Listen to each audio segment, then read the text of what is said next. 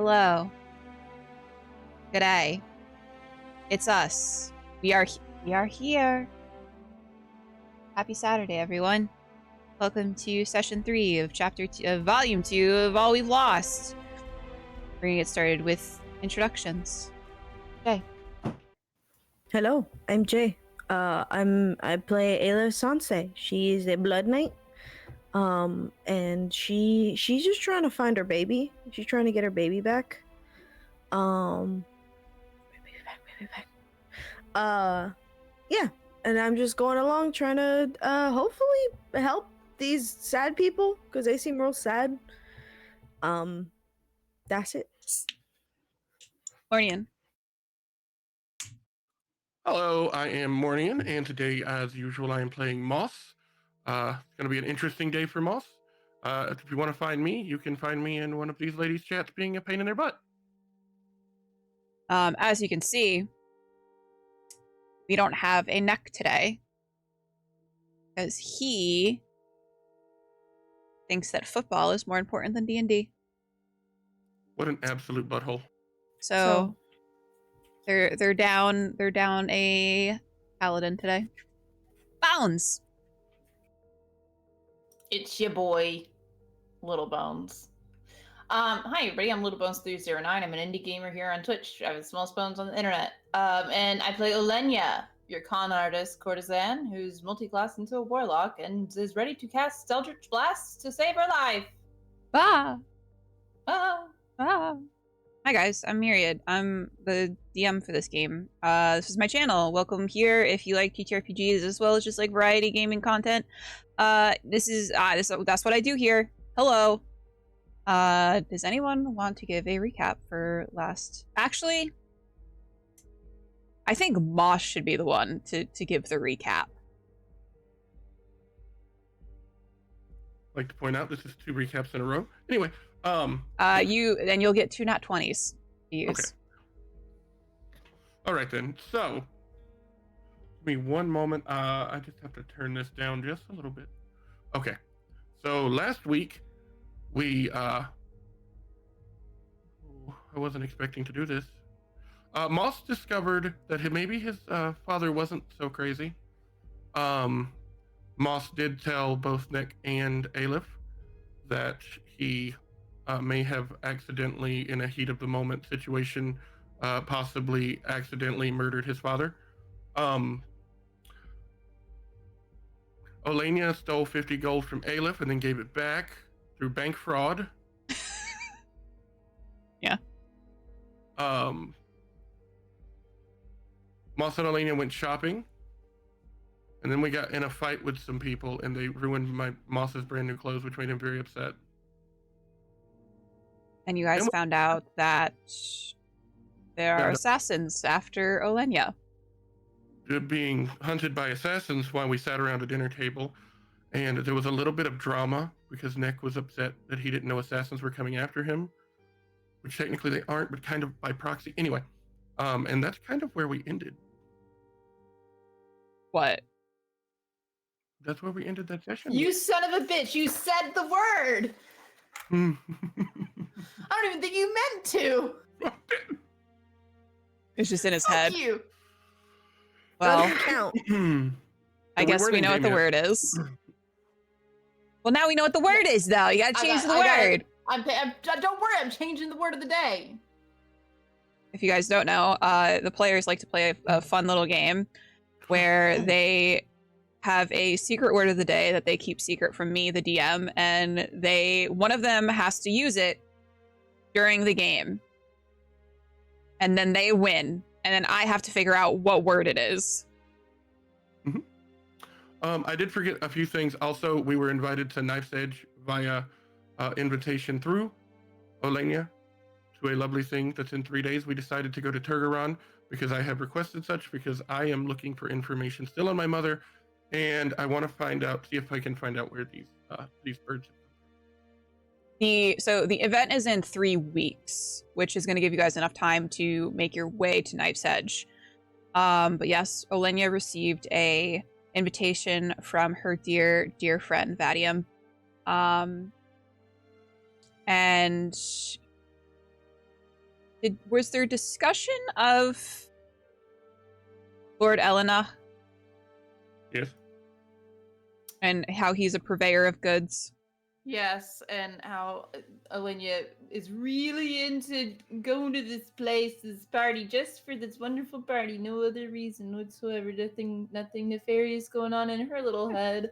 Oh, She's definitely not planning a heist or any. That'd be crazy. lazy. Wow, Whoa. no. Ooh. Oh, she's definitely not gonna be looking for maps and blueprints of his estate. Oh. Okay. Are we Oh. ready to start? Or Jay? You good? Yes. So, last we left off, you guys were having dinner in Whitewood, in a tavern in Whitewood.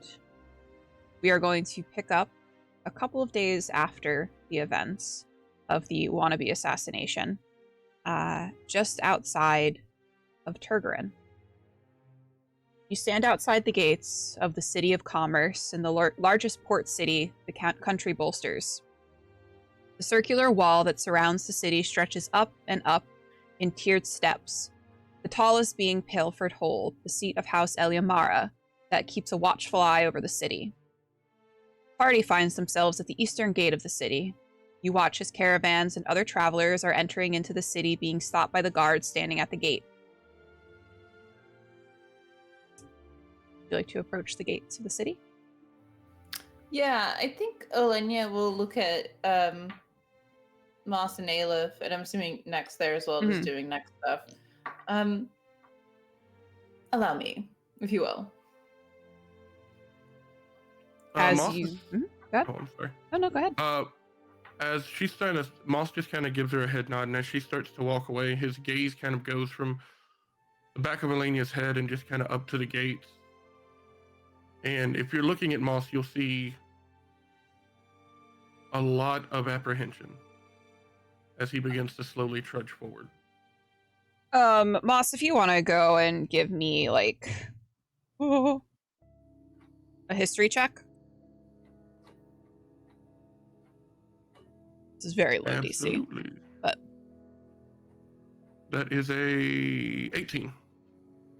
You know that as the City of Commerce, trade is highly regulated here in Tergaron. That means people going in and out of the city need to be accounted for, as well as any goods that they are bringing in and out of the city that are either to be sold or they're selling. So that's likely what's going on at the gate. It's kind of like a border check. Prepare to be searched. Well, they'll have to pay first.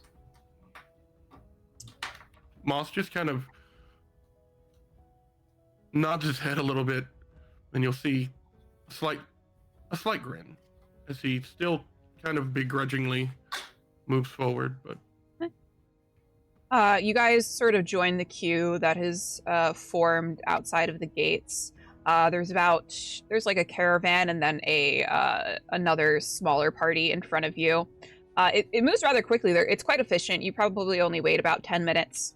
And as you go up to the guard, names? Oleyna. Fawn. Moss, Netasha. Eilif Sanse. Okay, he's writing them down. He turns to Neck. Neck gives his name. Actually, he's not writing them down. As you relay your names to him, he glances down. And this is the first time that you're noticing the little blue kobold standing next to him with a clipboard in hand. The kobold is frantically writing down your names as you say them. He's kind of mouthing them, making sure that he's got that right. And then the guard goes, "Got all that, Wick?" And the little kobold goes, "Sir, yes, sir!" And the guard will say, "At ease." And then you note that the kobold's little tail wags a little bit. And the guard will sort of look to you and be like, "Trainee." He's quite good.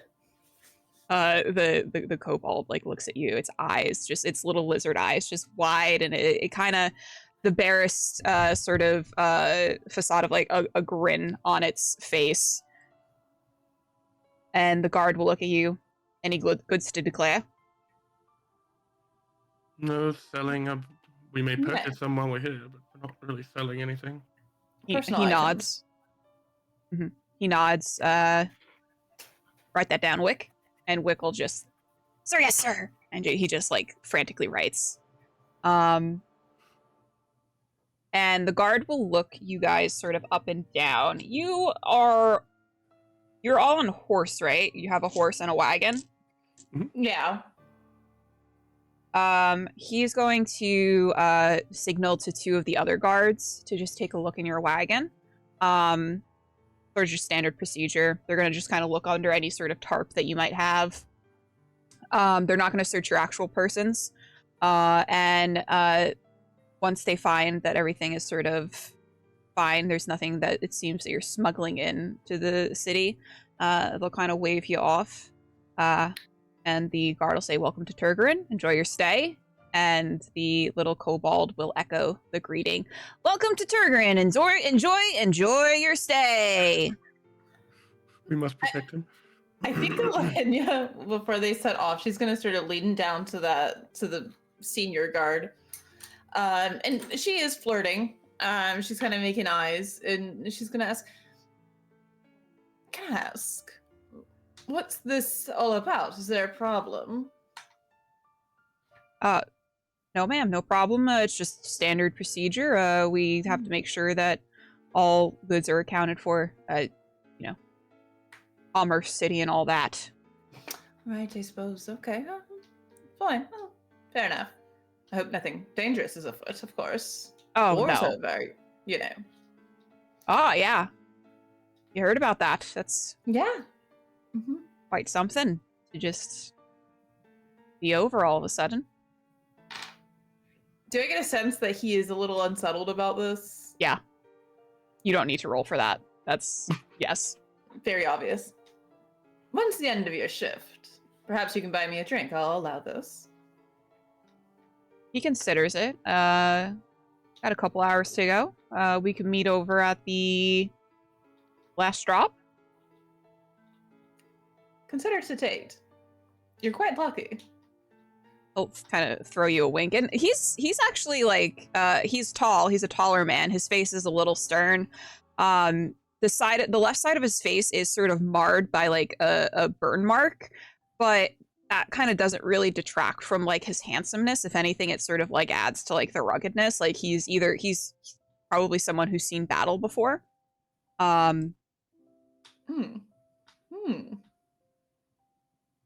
Curious. Well, good day, and I guess they'll continue on. And Moss, you would note that the inn, the tavern that he suggests, that was the tavern that your mother used to work at. Mm-hmm. Nope, I clocked that. So as you guys enter the city, you are free to roam around. However, I believe that one of the party members has a very particular destination in mind. Well, welcome to my home. Town, at least. If everyone's all right with it, I would like to visit my home. Yes, of course. Alone or? Oh no, please come with. Unless you have something more you'd like to do.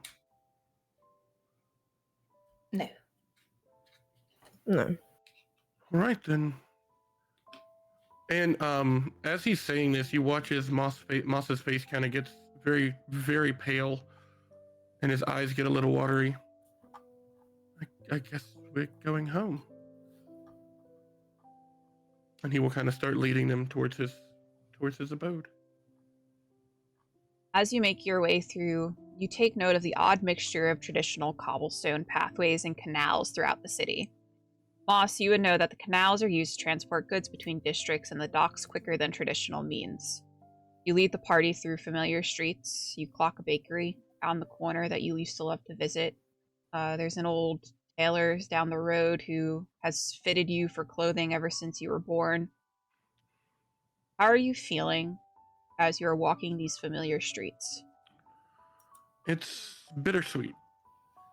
And I have the familiarity that always made Moss feel comfortable. The smells in the air, everything's just like it was when you left.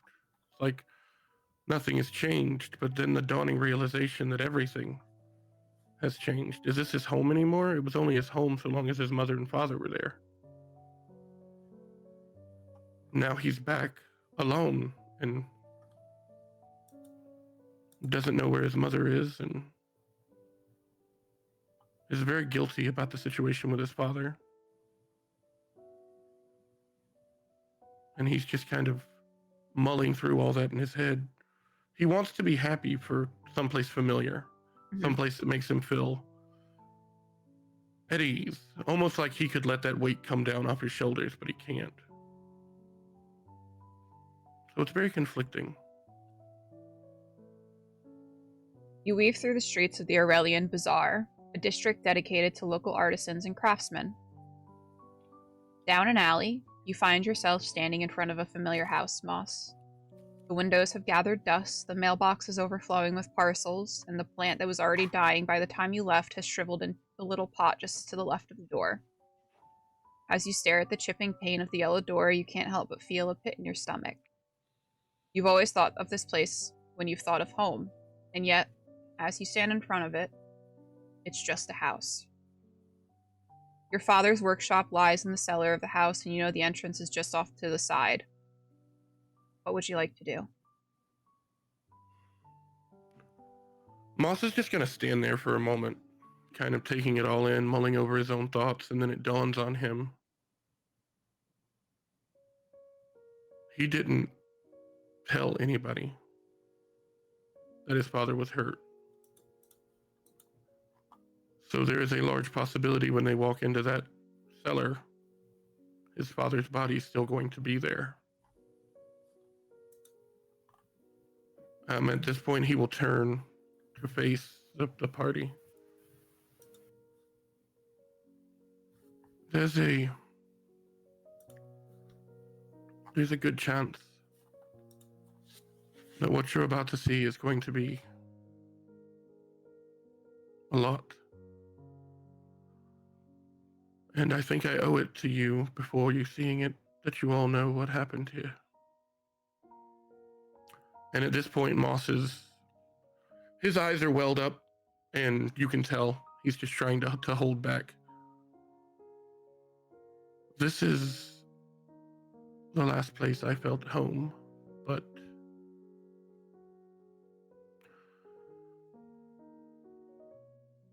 you don't know, well, and he looks at Oleyna. You don't know the reason I had to leave, apart from looking for my mother.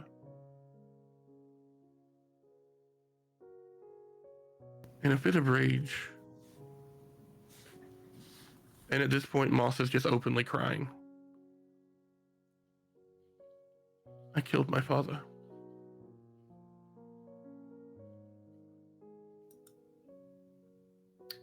I think Oleyna would step forward and put a hand on Moss's shoulder.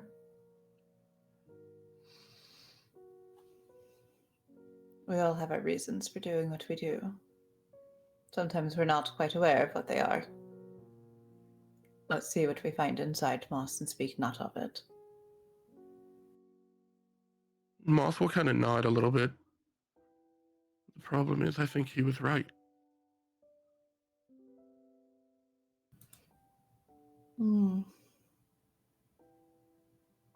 We won't know until we open the door. Now will we? No. And Moss will slowly turn and begin to walk towards the cellar. And I'm sorry. Oh, go ahead. He will look down to where he had locked it before he left. Does it seem like everything's still kind of in the same spots where he left it? Does it look like anyone's tried to get in? Door is still firmly closed. You try the handle? Yes. You try the handle and it is locked. Left it.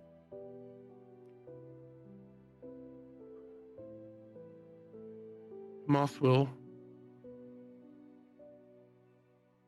Does Moss have his items and things to get back in? Moss will pull out a small golden key and place it in a lock and turn the tumbler. As you open the doors, an acrid stench wafts over you, and your eyes sting as tears gather. I need everyone to make a Constitution saving throw.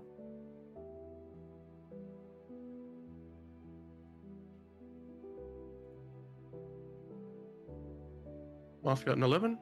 15. 18. Eilif and Oleyna, the stench is... it's like an attack on your senses. But you manage to sort of swallow down whatever sort of bile rises up in your throat. Moss, however, as soon as the stench hits your nose, not only are you assaulted by the smell of it, you're assaulted by the memories. And like a violent flashback, you hear the sound of your father's head hitting off the workbench, and you see his eyes wide and staring at you, and you blink, and that flashback is gone, but the bile is rising up in your throat. You're going to vomit. He will quickly move off to the side of the cellar. Kind of brace himself because he knows it's coming. Mm-hmm.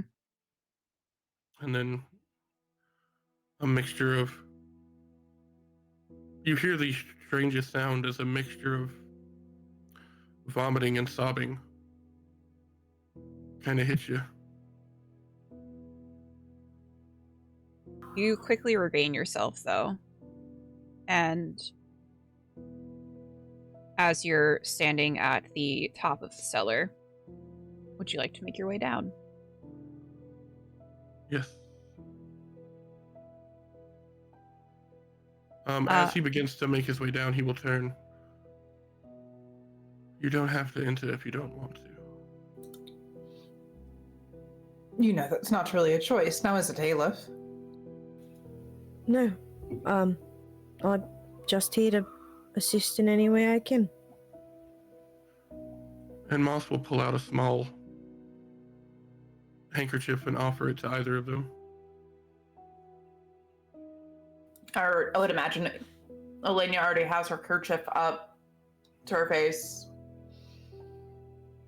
It's probably I'll sprayed wave with it away. perfume. I would, or she might even have like a leftover orange from her rations tucked into it. Eilif, you are... this kind of isn't phasing you. You smelled an abundance of things in your line of work. And you also used to work in a tavern. You've smelled a lot of disgusting things. So as you all reach the bottom of the stairs, Boss, you look around. It's identical to the nightmare, the memory. Your eyes instinctively avoid your father's workbench as they trail the walls of the room. Everything has remained untouched, a thick layer of dust settling on the surfaces, and as your eyes reach the back corner, you realize, well, mostly everything has remained untouched.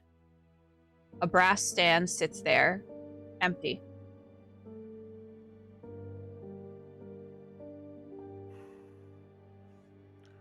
Can I gently kind of walk over? And I'm assuming at this point, the body is still just laying there. You look towards the center of the room. Yes. You look towards the workbench where you remember your father's body being. Thick swell in your throat, and you're not sure whether you're going to vomit or pass out. There's nothing there. No body. Gone. Moss immediately becomes hysterical. Where is it? Where is he? Are you sure he died, Moss? I held him in my arms for a long time. He was not breathing. Could somebody have found the body? Moss, I need you to make me a history check. History, what would be like a memory check? I would say history check. Yeah. That's a 6. Can I use an advantage? Mhm. I feel like this You is can important. use anything. You still have 2 nat 20s as well. Yep, that's a 22. Moss, you were inconsolable right after the incident. And you think back, and you're trying to scan a memory that you had where you were frantic as you held your father's body, as his eyes stared widely at you. And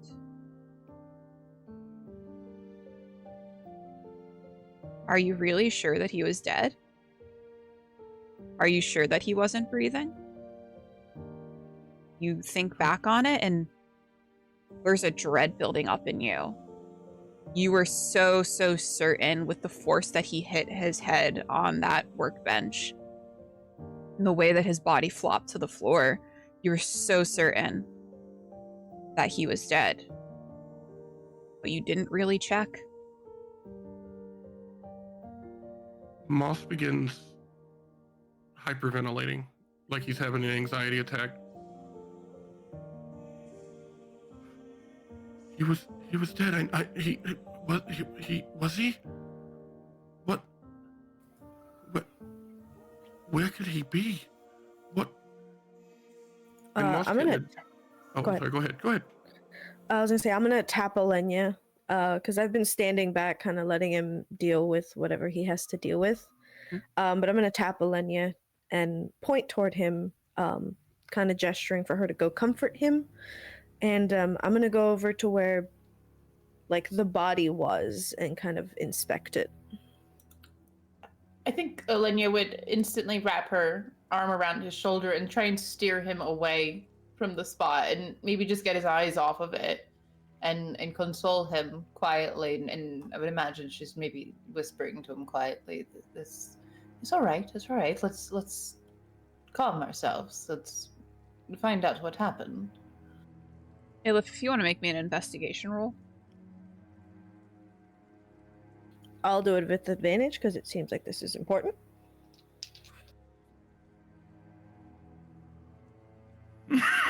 Nat 20 for 21. From what Moss has told you,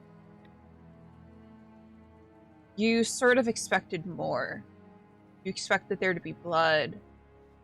If someone hits their head, especially given the force that would be enough to kill them, you would have thought there would be a head wound. There would be bleeding. You look down at the floor, there's no blood stains. As you're sort of looking around, there is dust on the floor, yes, but it seems as though something had moved through the area.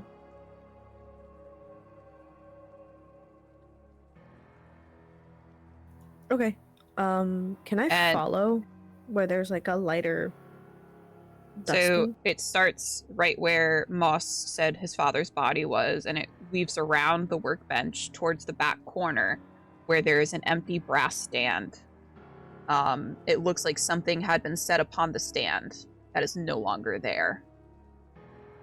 And then it makes its way back towards the entrance of the cellar, and it goes up the cellar doors and out.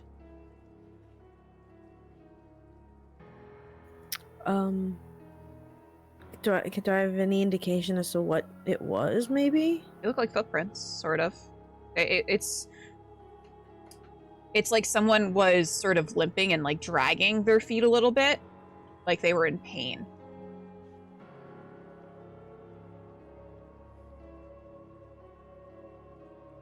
I'm assuming Moss is still like weeping into like Olenya's dress.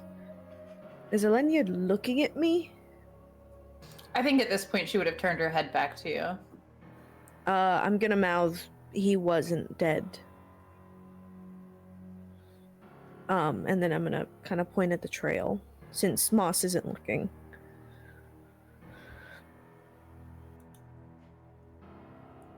Moss, why don't we do this? And I think she's going to like try and sit Moss down and hand him her water skin to take a sip of water.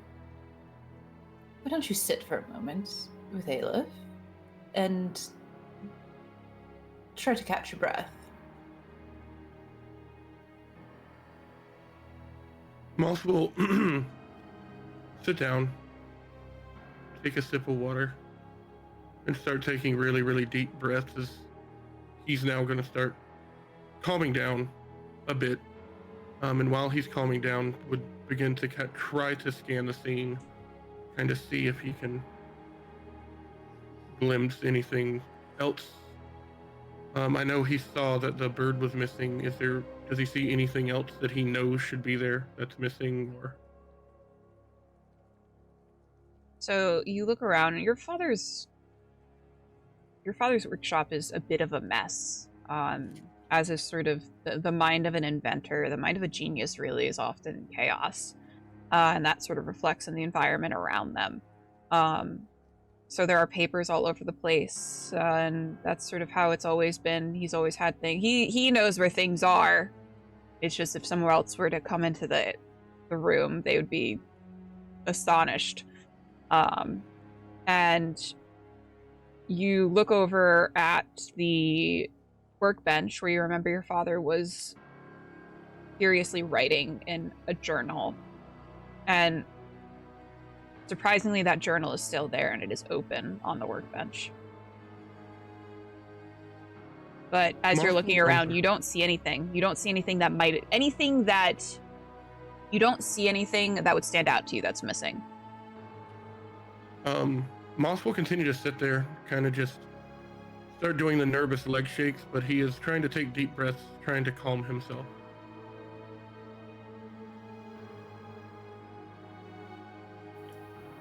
I will let Olenya do whatever she was gonna do, as I like grab onto Moss and kind of pull him off of her and sit him down somewhere.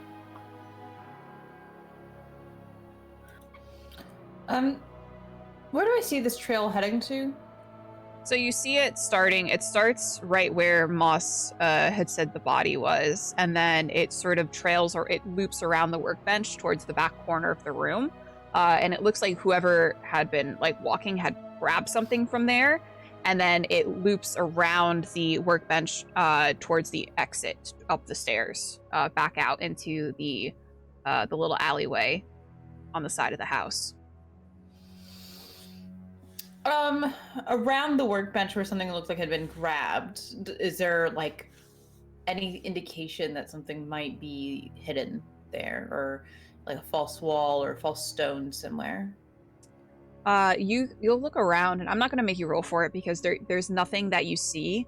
Normally those things would stick out. Like you would see like a stone that just looks a little bit more outset than the other stones.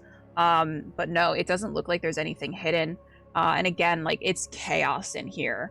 It seems like whoever, like what they had grabbed, like they were like one track mind, grab this, get out. And you don't know what was on this brass stand, but you do know that there is a brass stand in the corner that is empty. And it looks like almost like a bird perch.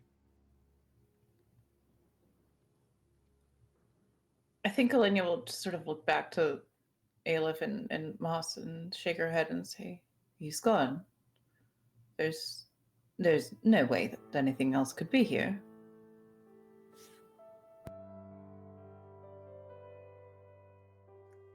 Upon hearing Oleyna say he's gone, you will watch as Moss almost instantaneously becomes slightly more calm.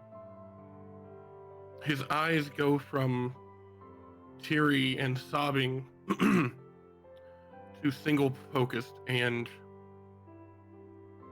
determined. And you will watch as Moss's eyes flash as he casts sending. He's going to try to send a message to his father. Okay. What would you like to say? You have 25 words. Father, are you there? I'm sorry. I thought you were dead.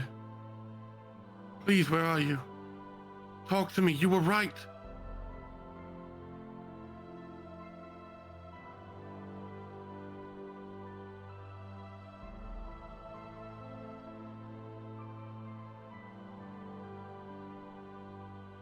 There's a really long pause. And at first you're afraid that it didn't go through. For whatever reason. Maybe he's unreachable. Maybe he's in a place that you can't find. Maybe he is dead. And then you hear your father's voice. And it's different. Different from hearing it come out of the mouth of a mechanical bird, which is echoey and jarbled a little bit. You hear, Moss, do you believe me? Do you believe me? I'm searching for her and I'm so close, and it gets cut off.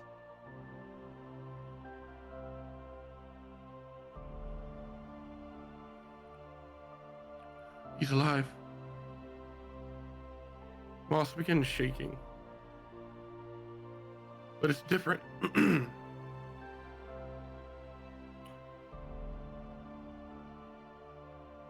He's alive. Can you hear me? He's alive.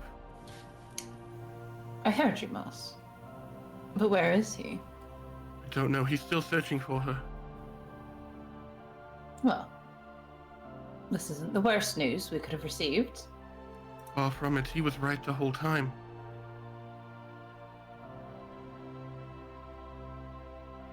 Well, And Moss will stand up and begin walking over and grab his father's journal. Everything he knew was in this journal up to a few months ago. Do you want to look into it now? Moss is gonna close the door. Yeah, let's just a little bit. He's just gonna look at the pages that are currently open. He's not gonna like read through the whole thing. You flip through like the current pages. At first glance, they are ramblings of a madman, nearly illegible, but you know your father's handwriting. Familiar phrases pop out from the page at you. Shadows in the mirror, lost in echoes, they've taken her. These are part of the messages that you've received from the mechanical bird. One other thing seems to stand out at you, and it is the name Rhoda. Rhoda. And it is circled again and again and again until it seems as though the pen nib has worn through the page. I need you to make me a history check, Moss. I'm gonna use an advantage. 14. Rhoda was one of your mother's patrons. You remember her. She was beautiful, almost otherworldly. She loved watching your mother perform and had told her so many times, and there was always a look of pride in her eyes when she did. I need you to make me another history check, and I will let you know you're going to need at least a 20 on it. I'm gonna use one of my nat 20s. You remember an argument between your mother and Rhoda. It's like you're a child again, looking up at your mother from behind a doorway as she speaks with Rhoda in the dressing room of the attic of the tavern. Rhoda, please. Your mother reaches out to Rhoda, but she snatches her wrist with a quickness you've never witnessed before.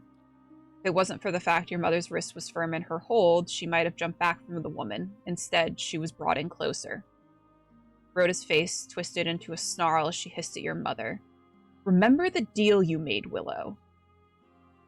Rhoda lets go of your mother's arm and stalks away. Not towards the door, oddly enough, but towards a mirror tucked away in the corner, gilded and out of place. She disappears through it, like a magic trick. Your eyes return to your mother. She's holding her wrist, and there are tears gathered in her eyes. You remember her heart. You remember your heart hurting at your mother looking so sad.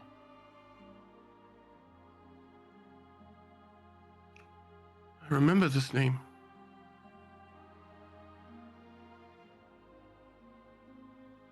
And he's going to start making connections in his own head. The mirror, very similar to the one they went through prior. A deal. Someone said they like to make deals. What could she have wanted? What could she have done? And you're going to watch as Moss almost begins muttering to himself like a madman before slamming the book shut. We need to go to the tavern, the last drop. Very well. Before we go, and you see that Moss's entire demeanor has changed. He's no longer sad, he's determined, very much like he was when you first met him, Oleyna. The bird, and he will rush over to the stand where the bird was and kind of examine it to see if there's anything awkward about it. What kind of awkward? Are there any runes scribed into the stand? Are there any symbols anywhere on the stand? You'll pick the stand up, look underneath it. So you don't see any sort of runes or anything on the stand. It seems like a normal stand. You imagine that if there were any sort of runes that were sort of helping this bird function, they're probably actually inscribed on the bird.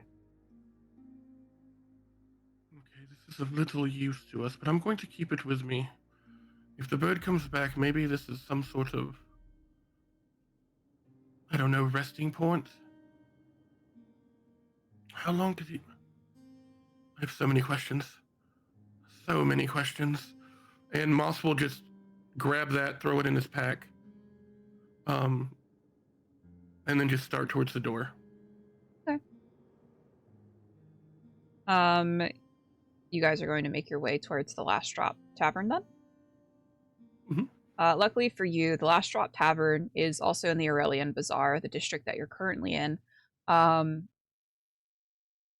And it is actually just around the corner. That's the reason that you got this house so close. Your parents got this house so close was because it was right next to the tavern, essentially. The Last Drop is a loud and welcoming tavern. As you open the door engraved with the tavern's name, you are welcomed by the smell of spirits and the chatter of the patrons. Hanging lanterns illuminate the room, and standing behind the polished wooden bar is a small elven woman. She sends you all a smile, though when her eyes land on Moss, they do a double take. Moss! She greets. This is Arian, the owner and bartender for the Last Drop. She was a friend of your mother's, and you have fond memories of her bringing up cups of milk and a tray of cookies to you and your friend Mesky while you were upstairs in your mother's dressing room playing cards. Arian, it's been so long. How have you been? You, sort of disappeared. And then she'll look to your two companions. Oh, I'm Arian, proprietor of this establishment. It's nice to meet you. And she'll kind of wait for you guys to introduce yourselves. Oleyna Fawn. Pleased to meet your acquaintance. To meet you. Eilif. Eilif. He's a No, man. Eilif. Eilif. Eilif. She looks at you. These are my friends. I've been out of the city for a while. Strange question. When's the last time you saw my father? Oh, how long have you been gone, Moss? A little over 6 months. I would say, about 6 months ago. I think it was a little after you left. And Moss can't hide the smile that pops on his face at that moment. Everything okay? Why? Something happened? Yes, he's, well, apart from... You haven't heard or seen anything of my mother. There's a sad look on her face. It's the look of a woman who is thinking about her best friend, her very, very best friend in the world, who is no longer there. And her brows sort of knit, and she, no, nothing. Well, my father and I have both been going in different directions looking, but there is hope. Oh, She did not simply disappear. She did not run away. But I don't know much more. I've been doing a lot of... Her voice is low. I think she was taken. What else could have happened? Taken by who? And Moss is going to kind of look at her. He remembers her fondly, but this is information that could turn anyone's world upside down. And right now, he doesn't want to unburden that on her. Mm-hmm. We're not sure. But there are leads, and I'm following. And if I find something, I will find her. And I will not stop till I do.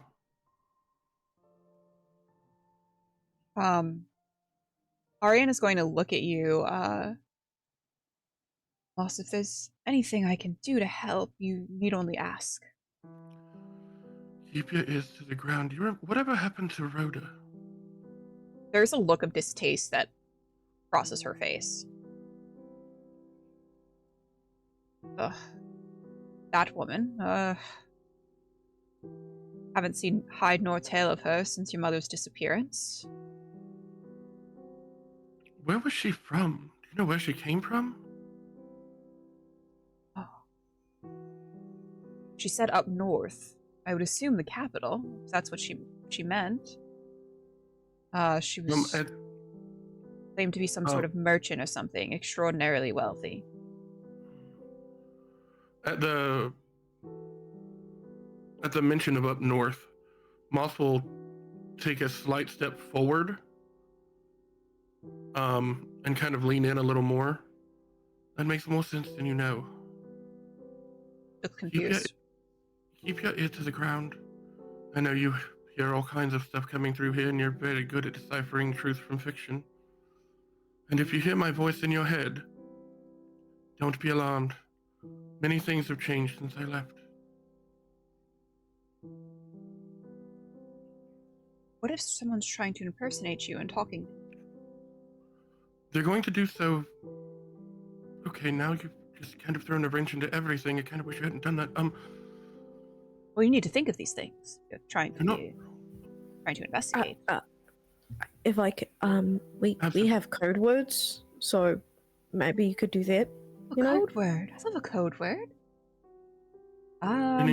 Cherry pie. It was always my favorite. I prefer pineapple. Pineapple pie? No, as a code word. Oh. Or a safe word. Is a safe word the same thing as a code word? No, I don't believe they are. Very different. No. Pineapple. I've never used pineapple before. I don't think I know what a code word is then. This is a lot of information right now. I usually use red, yellow, green. Pineapple is a good check-in word. Yes. So back to my missing mother. Pineapple. Red, yellow, green. Yes. I wonder what that symbolizes. Well, red to stop. Oh. Yellow is like maybe. Proceed with caution. Right. Green is go. Full speed Full ahead. steam ahead, yes. Yeah. You know, that might work for carts and street systems. Not just in the bedroom. I think that we could change the whole infrastructure. I was gonna say, Oleyna, I think you're above menial tasks like infrastructure. So let's leave that to people who know what they're doing. You forget, Eilif, that I am currently fucking the people who make those things happen. So Oh, yeah. Oh, I'm a uh, courtesan. pineapple, Yeah. pineapple. Oh. Does this thing start making sense now as to my source of income? Well, good for you. Thank you. I thought you would be a good sport in that. You've got that sort of pizzazz. She does a little. Yeah. Oleyna instantly likes this woman like a lot. Like this girl is cool.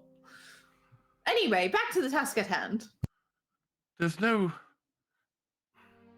Listen, I have information, but now's not the time to give it. However, it will be soon. If you could do me the huge favor, keep your ear to the ground. I'll check in every so often to see if you've heard anything. If my father comes in, tell him we need to meet. I haven't been able to reach him in a while. I spoke with him a bit, but we all know he's single-minded and a purpose, and... To be honest, Moss, I'm not sure your father would listen to me when he first stopped in before going off wherever. He's He's not going to listen to anyone, but if you can plant the seed that we need to meet, maybe his insanity will do the rest. Alright, well, I'll try. I'll do my best. I appreciate that. And he will turn and look at Oleyna and Eilif. This was my second home for a very long time.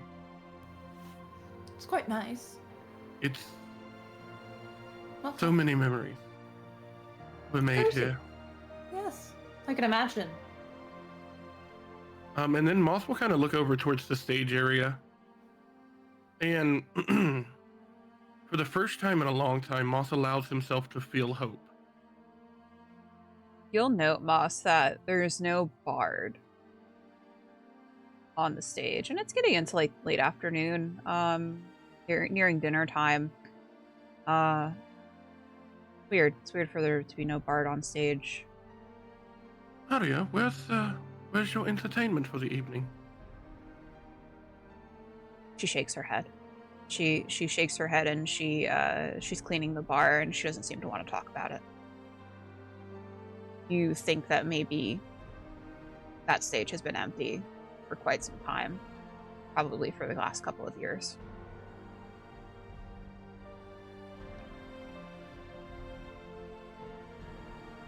Moss just kind of stands there for a minute.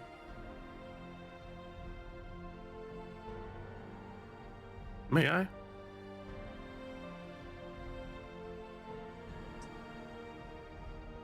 She breathes out through her nose, as though she's trying not to cry, and she'll nod to you.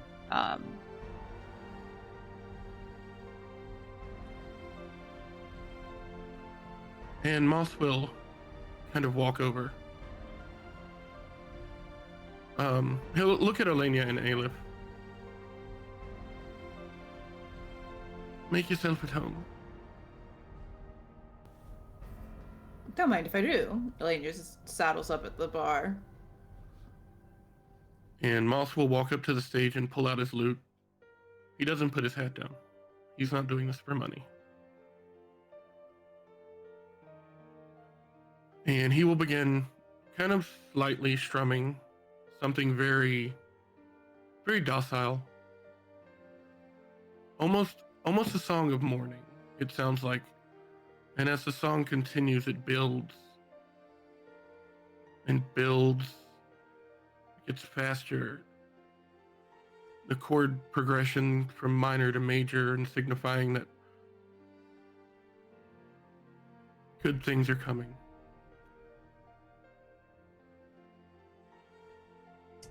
I'm not going to make you roll anything for that.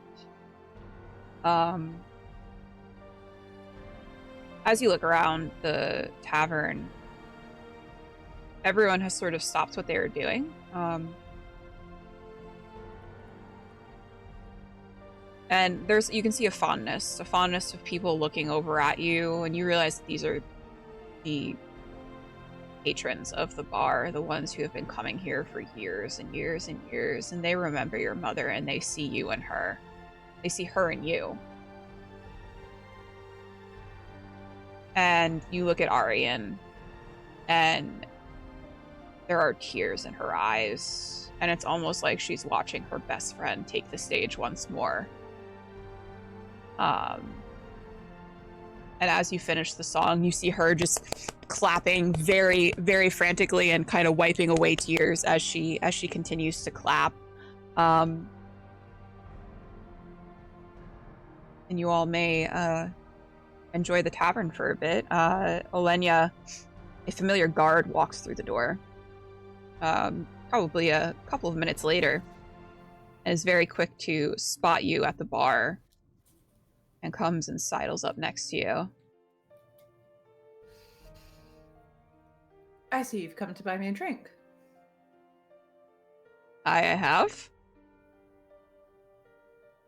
Excellent. He'll kind of gesture to Arian, who will come over and kind of take your orders, and she'll throw you a wink. She's interested in watching this exchange, it seems, to kind of see how it plays out. I think despite all that's going on, Oleyna likes to find some sort of semblance of like normalcy, whatever normal looks like to Oleyna.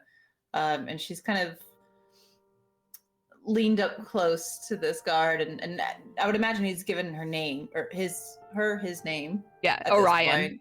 Orion. And she's kind of leaned up close to him and is kind of cooing and doting over him as they drink. And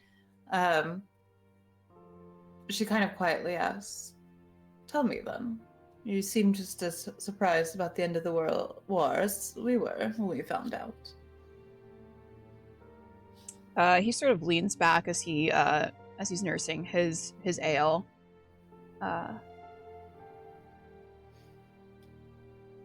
I was front lines back when it started. How I got this lovely addition to my face. We didn't know what we were fighting for. We didn't know why we were fighting. We just knew that we had to fight. And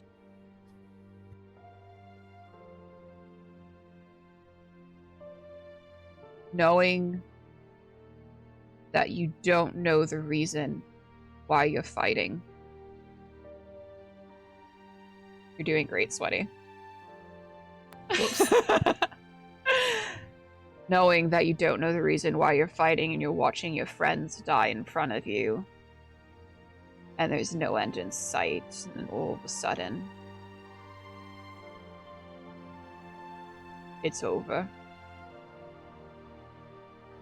You have to sit and ask yourself, what was it for? I think hearing this, Oleyna switches gears. She doesn't seem to be so patronizing in her fondness for him. And he is a good-looking man, and she could probably make quite a great deal of money off of him if she wasn't in the middle of a tavern. But I think she kind of softens and gives sort of that doe-eyed expression. A hand falls on his forearm and sort of gives him a squeeze and says, I'm sorry that you've been through what you've been through, for not the act itself, right? That's what the army's for, but for the meaninglessness. He kind of nods as he takes a sip of his ale. I appreciate that, miss.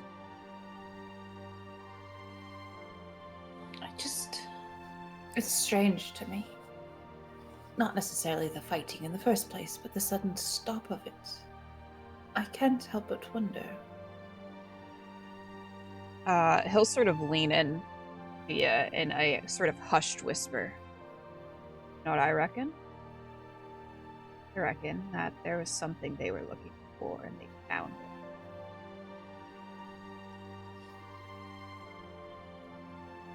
This is not something I have considered.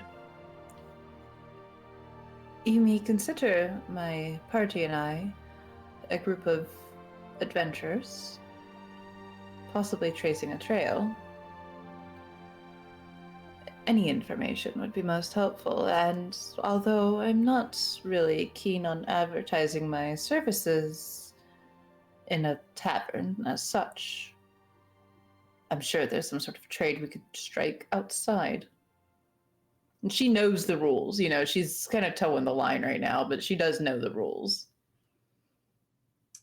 He'll sort of lean back, on his brows sort of knit, and he's trying to think of if he has any sort of information. Because he's an honest man, and you sort of ping that from him from the get-go. I'm afraid I don't have a lot of information to offer you. I was just a foot soldier that got relieved due to nearly getting my face blown off. I think she'll keep her hand on his arm, and she'll smile up at him. Well, though my time may be short here, I hope to see you elsewhere, Orion.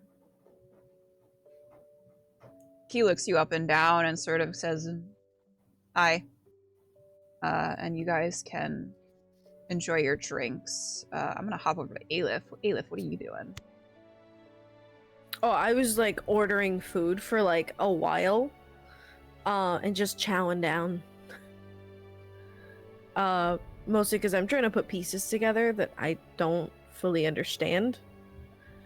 Of like, what was he dead? Could he have gotten up? Could somebody have helped him? Maybe. You will, as you're kind of remembering back to that, you only saw one trail of footprints, quote unquote, more like drag marks, because he was probably limping and in pain. And they only started where his body was supposedly lying. Ad says, if no dead, why Stimpy? And that is referenced in Moss's Nightmare, where it is hinted that his father was basically shitting and pissing in the workshop. Maybe in a bucket. Probably not. Probably in a corner. But yeah, Eilif, you would think that he likely wasn't dead. It's likely that Moss was just so panicked and just kind of just jumped the gun and thought that he had killed his father, and in the panic just left him there, and he was still alive. Well, I'm gonna keep eating, cause I gotta heal up most of the time. While Oleyna's kind of chatting up the guard, and I don't know if either of them would see this, but after Moss finishes his song, he is going to start heading up to the attic. Okay. Are you trying to be sneaky about it? No. Eilif and Oleyna, make me a perception check with advantage. I don't know where D20 is. Have you picked your butt? Oh god, I want to use the metal one. The metal one doesn't roll as good. Well, 19 total. Okay. Eilif? 12. That is good enough. You both will note that as Moss sort of finishes on stage, he's sort of sitting at, on the stage for a little bit, and he's observing you guys. And then after a few moments, he gets up and starts to make his way towards the back of the tavern, where you see a set of stairs, sort of away from the normal dining area. There's a set of stairs that goes up. He makes his way up. I think Oleyna would probably relieve herself from Orion. Maybe she gives a calling card. My services. And will scooch on up to the attic behind Moss. As you go to leave, he sort of presses a kiss to the top of your hand in farewell.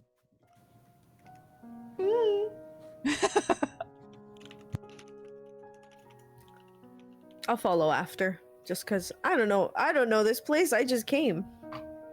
Just came because our boy was sad. You what? What did she say? What did she say? Not uncommon, I assume. Sorry, Jay. We're not sorry, Jay. It's okay. You relieved yourself. She did. She pissed all over the bar stool. Okay. Alright. So you follow up, go up the stairs, up to the attic where you know your mother's dressing room used to reside. Not much sort of seems to be still there.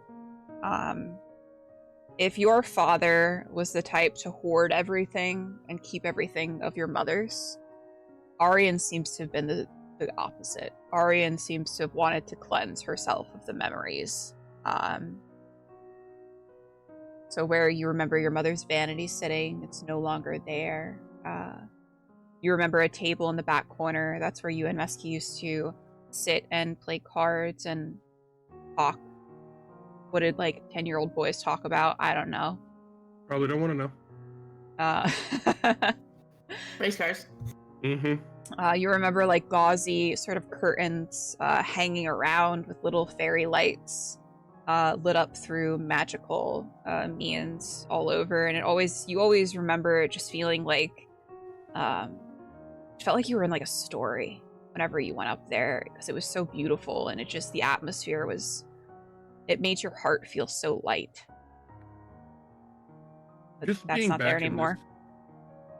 Just being back in the area, and with kind of the revelations of the past hour, Moss, you'll watch as Moss, who is normally not a hardened warrior by any means, but normally has almost like a bubble around him where he just doesn't let things get in. In this place, as he kind of looks around, you'll kind of watch that whole facade drop. And you watch as his shoulders relax.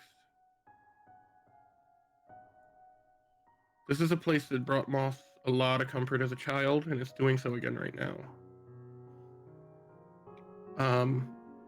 Moss will kind of walk around and point out where things used to be to both Oleyna and Eilif. This is where my mother would get ready for her shows. I would be over there with a dear friend, and we would watch her get prepared and go watch her perform. It was a simple time. Moss, one of your favorite memories was when your mother used to do her warm-ups, and she used to do them with you and Mesky. You remember giggling because it sounded so strange. She explained the technique to you. She used to explain why she did it. And now it's weird because that's what you do when you're warming up to perform as well. You learned that from your mother. And Moss will kind of walk them through his memory, mimicking the sounds that she kind of taught him on how to warm up a bit. I'm going to find her. Yes, you are. There is no other choice. While we were in the workshop and I was looking at the notebook, the name, Rhoda, she used to work, when I say work, she used to essentially work with my mother. I saw them arguing. And Rhoda said, "Don't forget our deal." What deal was it, Moss? I don't know. But that's not the strangest part of that memory. And he will look over. Is the mirror still there by chance? Nope. There used to be a large mirror here.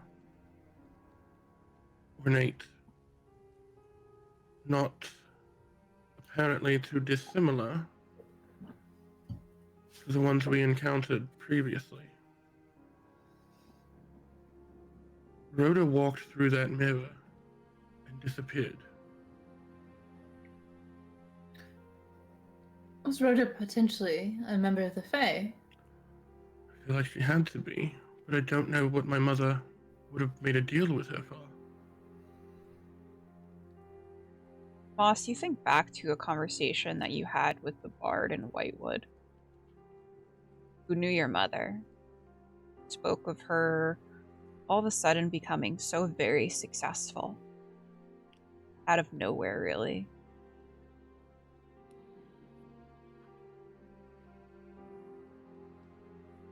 Alas. And he will look at Oleyna and kind of say, I imagine you would understand this the most. She was successful here in our city to her own right. However, there was a time when she just kind of exploded. People would come from long distances to see her.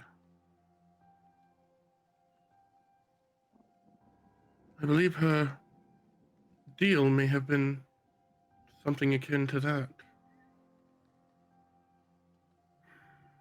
But I don't know what she paid for that deal.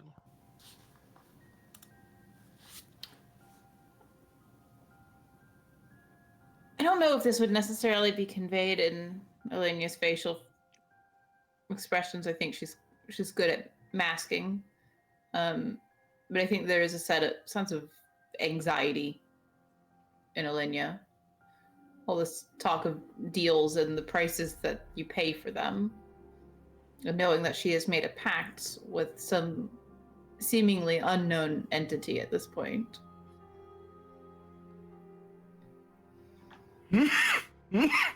I think that she probably would not say anything to Moss. She would probably just give a slow nod.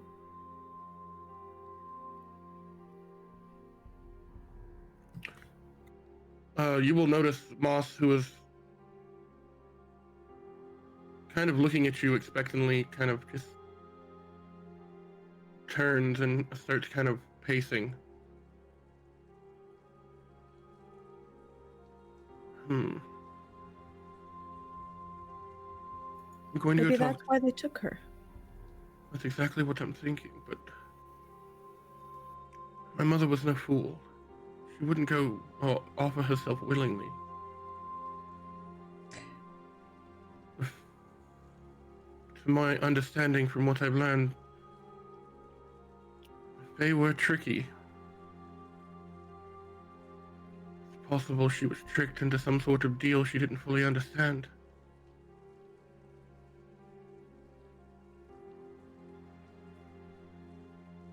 I'm going to go speak with the bartender again. You go downstairs and Rhoda is serving more and Rhoda? more patron. Not Rhoda. Arian. Moss was like, I'm casting everything. Arian. Arian is serving all of the patrons that are sort of coming in and out.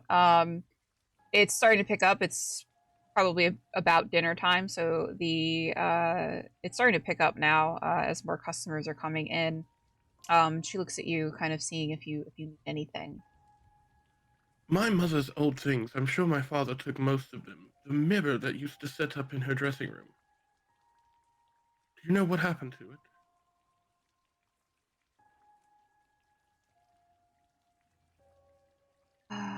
Well,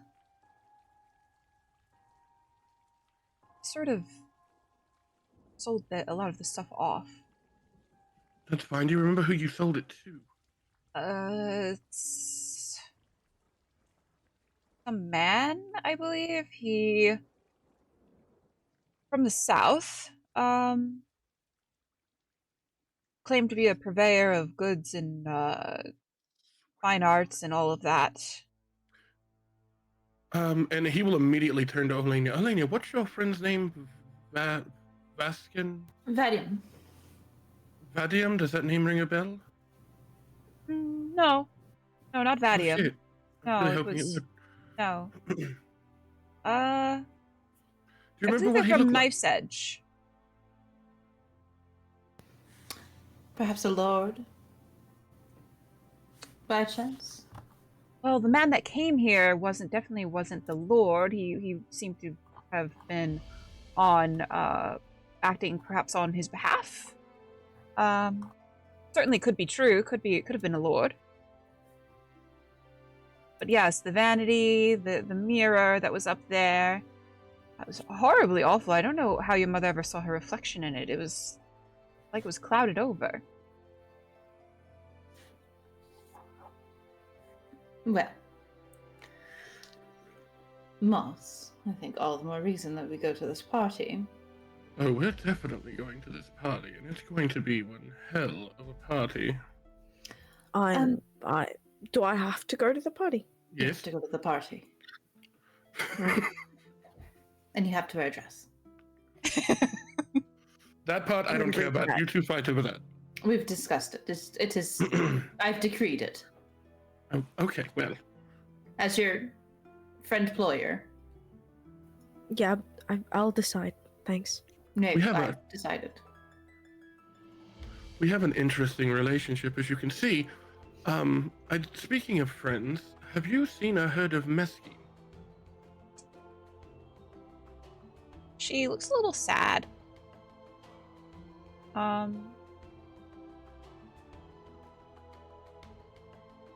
She thinks. No, I haven't. The war over, he should be making his way home, unless... Hope.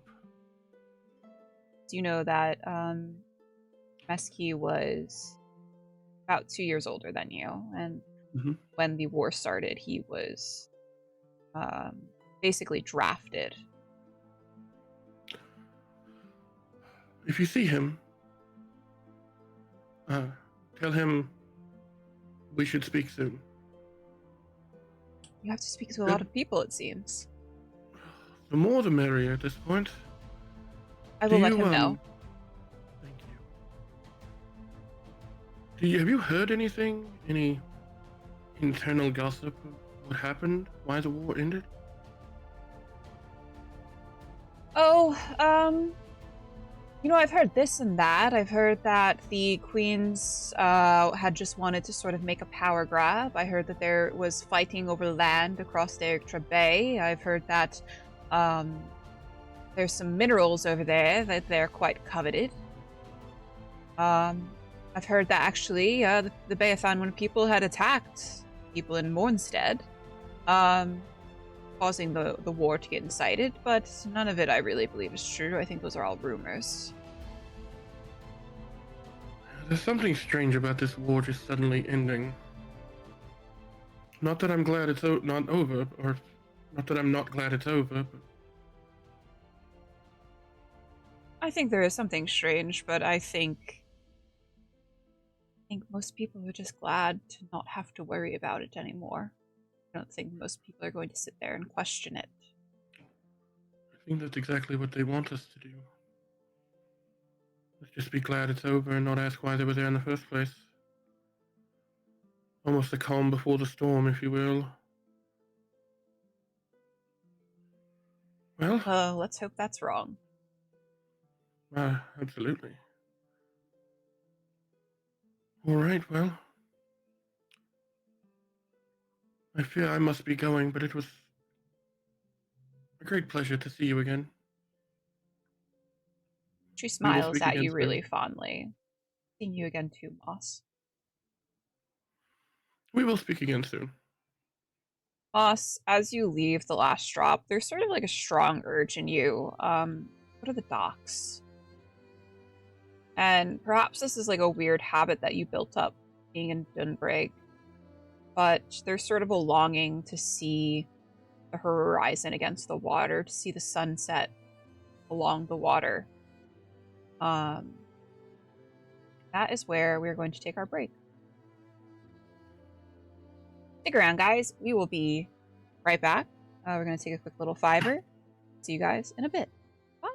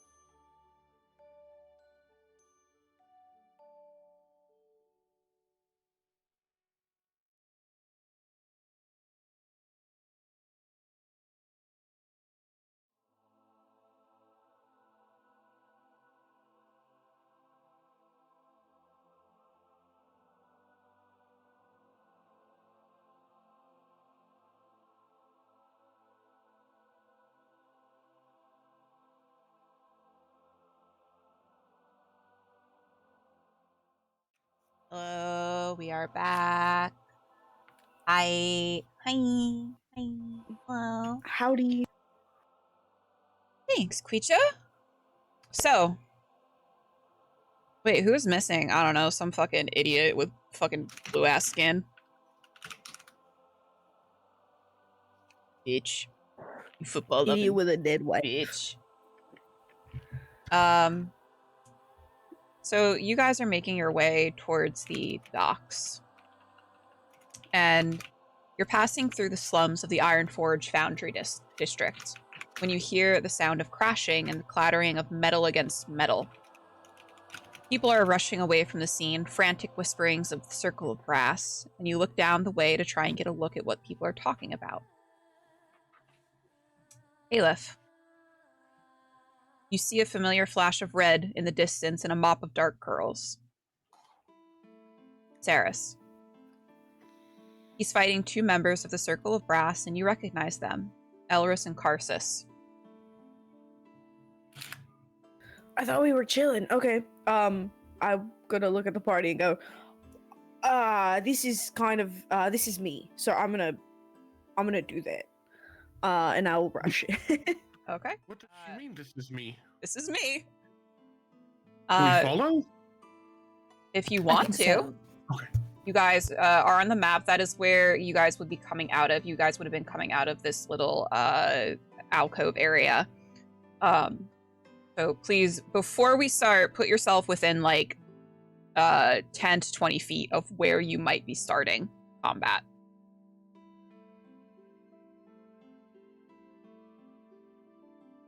This one's for all my baby girls. I see your comments, ladies, and they make me smile. Hey, Jen. So within 10 to 20 feet of where we are right now? Yeah, 10 to 20 feet of where you are right now.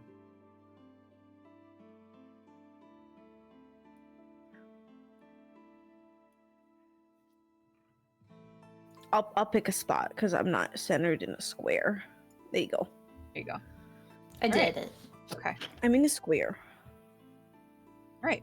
And then I need everyone to roll me initiative.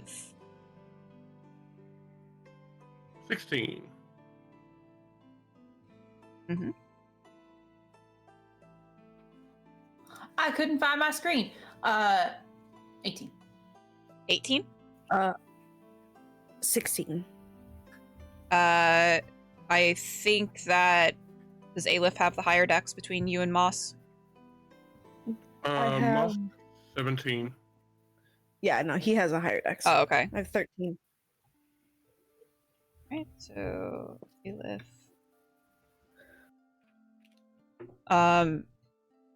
Neck did not roll a nat 20. Neck will not be in this combat. We're going to just pretend that he's snoozing somewhere. He ate We some nat bad 20. tacos and he's shitting himself.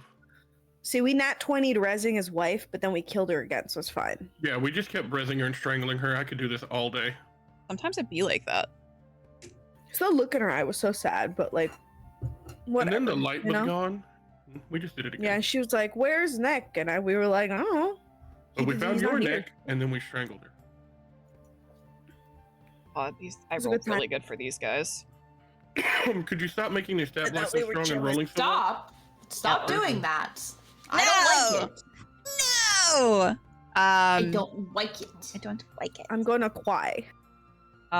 So up top, we see you guys partially on there. I know you'll move up. So we're gonna start up top with Karsus, who seems to be a ranger of some sort, as she is wielding a longbow. And she is firing on Saris. She is going to roll to hit. That is going to be a... Oh my, she's got... Yeah, that definitely hits him.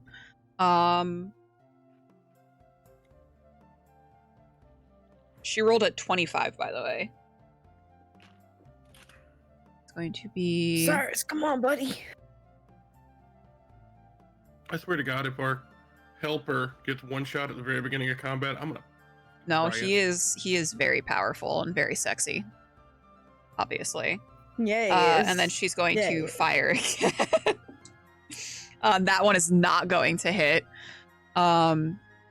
So Saris takes an arrow straight into the shoulder, and he sort of just shrugs it off, and he cracks the arrow just so that the head is sticking in him, and he tosses the rest of it away. And we are going to go to Elris, who seems to be a spellcaster of some kind, and he is going to cast. He's going to cast Frostbite on Saris, because at this point they don't know that you guys are on your way. And Saris succeeds that saving throw with a nat 20. So he is fine. He sort of shrugs off whatever spell Elris is trying to cast on him. And now it is Moss's turn. Moss is going to run up seeing the spell casting thing just occurred. So we're going to go 5, 10, 15, 20, 25, 30. And we're going to, on a circle around Mr. Spellcaster dude, we're going to cast Silence. Okay. So a 20-foot radius sphere. Okay.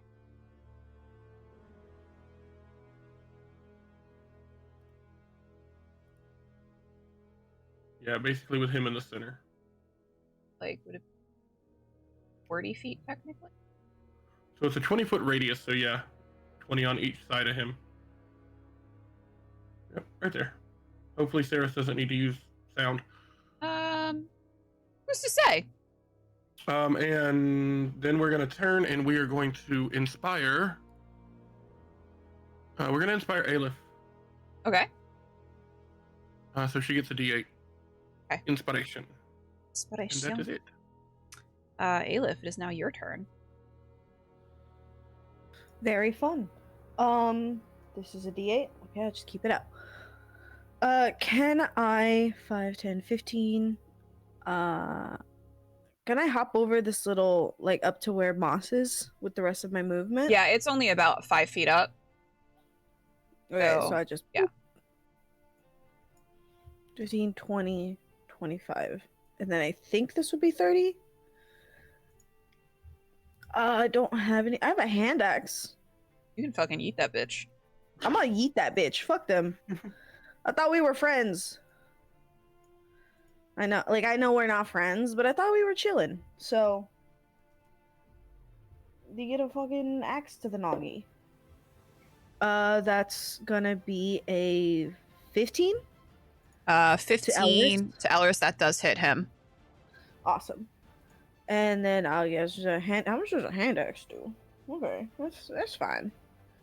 All right. Can I like pump stuff into it? I'm gonna say no, just because it's a thrown weapon. Okay.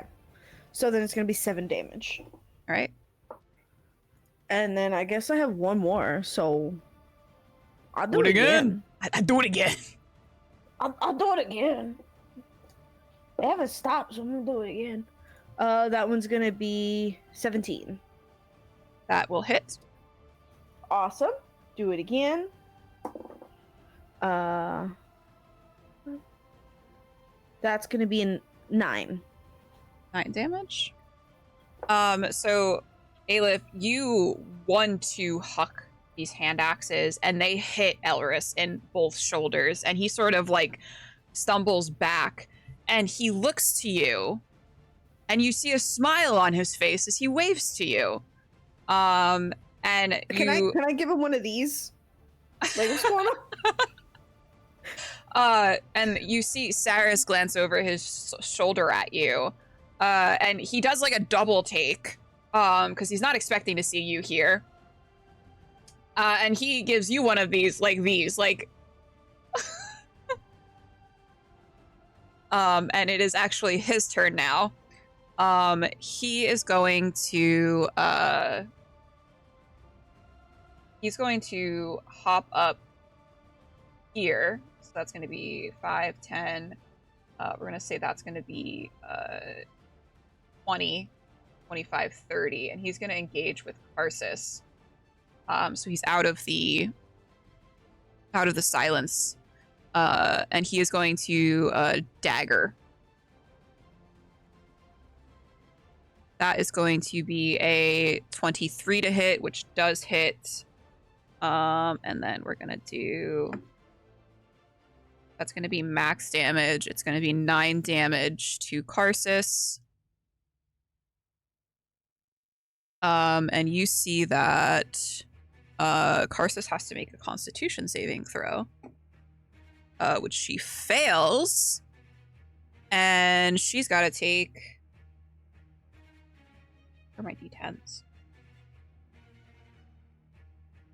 She takes 11 points poison damage as you notice a very thick black poison seeping from Saris's dagger. And with his offhand, he's going to use his other dagger. Get him. And that is going to hit. And that's just going to do a d4. That's going to do 3 damage. So he sort of slashes once across the chest and the other way with his other dagger. And now it is going to be Oleyna's turn. Okay. Karsus has taken damage. Table talk for... So I just realized, Oleyna, I put you in the wrong spot in initiative. You're going to be moved up in the next round. It's okay. So if I do Toll the Dead, and at 5th level it's 2d12, are we counting that as my total level or my Warlock level? Your total level, yes. Okay, so it would be 2d12 on a fail. Mm-hmm. Okay, yeah. So Karsus is gonna get hit with Toll the Dead. Okay. What save is that? Is a Wisdom saving throw. Okay. Is not that good. Thank God. That is a 7. 17. Okay. Not gonna do it. Here's 2d12 for you, baby. Well, the first one's a 9, and the second one's a 3. So 12. Yes. Okay. And that is all I'm doing. Oh, let me ask you this. This little box right here, is that cover? Yeah, that would be cover for you. Also, right below Boss and Eilif, that little barrel would be cover for you as well. Let me take that instead. Let me just right here. I'm hiding behind cover. Yeah, that's fine. Just a flash of purple. Yeah, you see like a streak of silver. Karsus is going to... She kind of got hit with the 1-2 from Saris, and then all of a sudden she hears like ringing in her ear, the death chimes, and she looks over and sees you three, and she sees Eilif, and she gives you the look as well. And it is now her turn. She's actually going to take her longbow, and she's going to ignore Saris in front of her, and she is going to shoot at you, Eilif. That is going to be a 29 to hit. Oh, well, yeah, it just hits. Just hits. Okay. That's going to be 11 points of damage.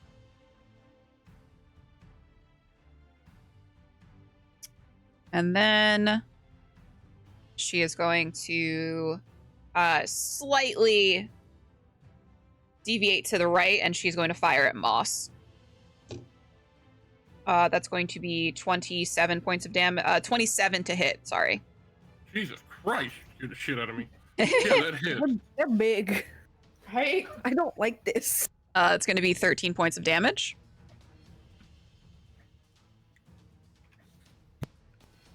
And then let's see if she can do anything else. Bitch gonna die.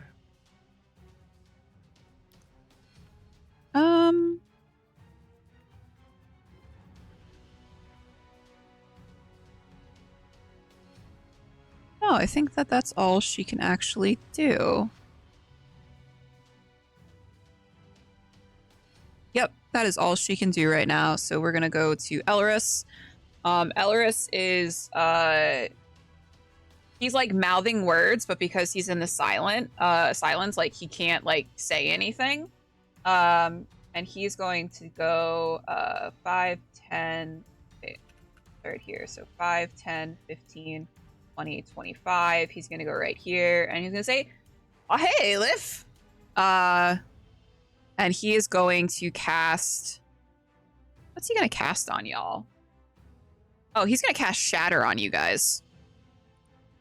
So that is going to be Eilif, Moss, and Oleyna. You need to make me a Con 16 saving throw. 19. 17. Okay. Nat 20. Okay. So let me pull that. 10, 15. So you all are going to take 8 points of damage. And then he's going to...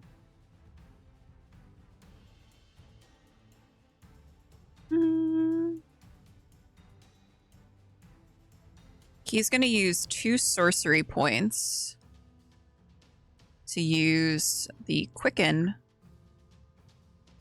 spell.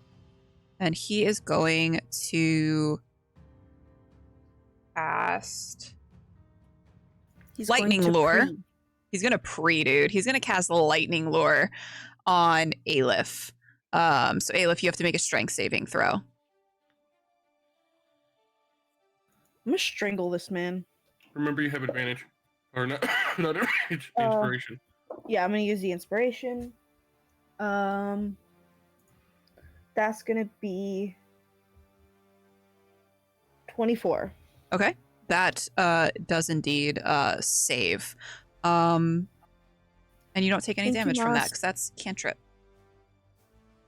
Now we are up to Oleyna. Okay. I would imagine Oleyna sees this man trying to take my friend. Mhm. And I'm gonna fuck him up. He's Okay. in a bad way right now. Has he taken any damage? Elris? Yeah. He has indeed. Okay. Toll the Dead on Elris. Hit him with some axes.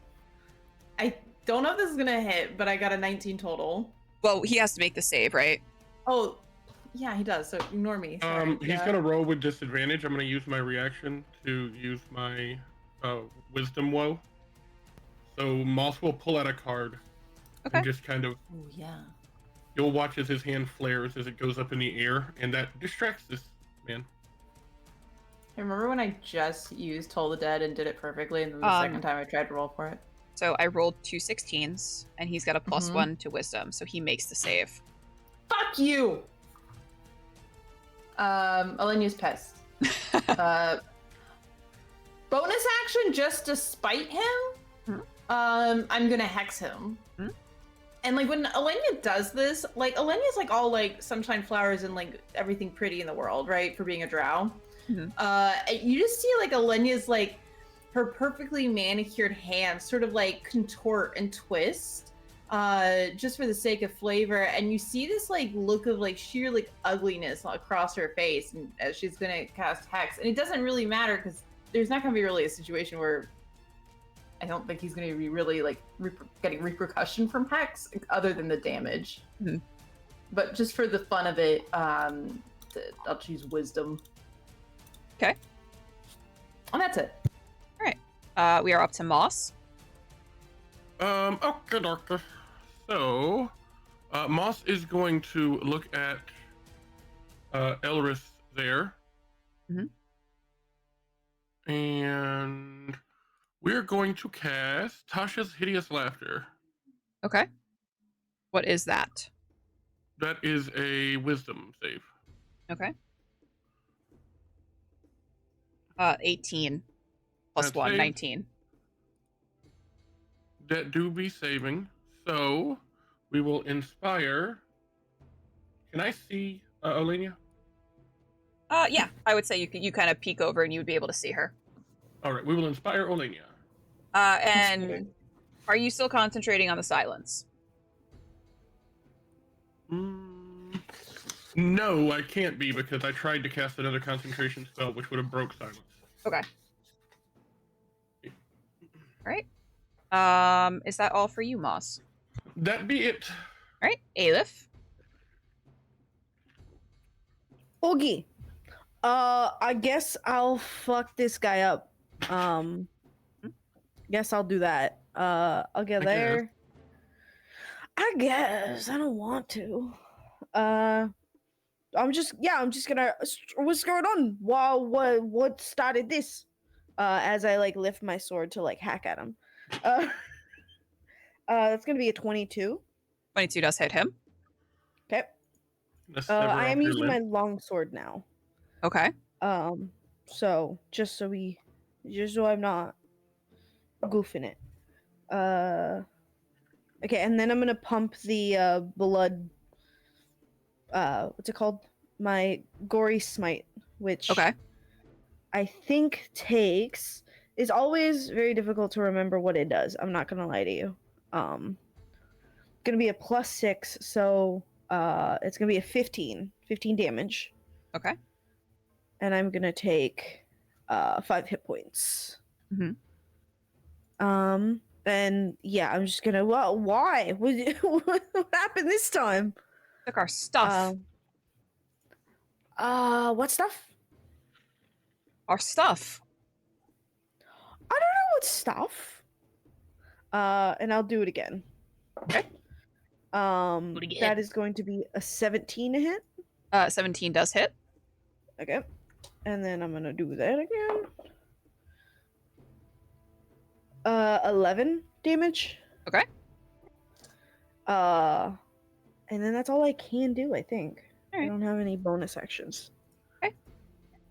So we are to Cyrus right now. He is going to. What can this little guy do?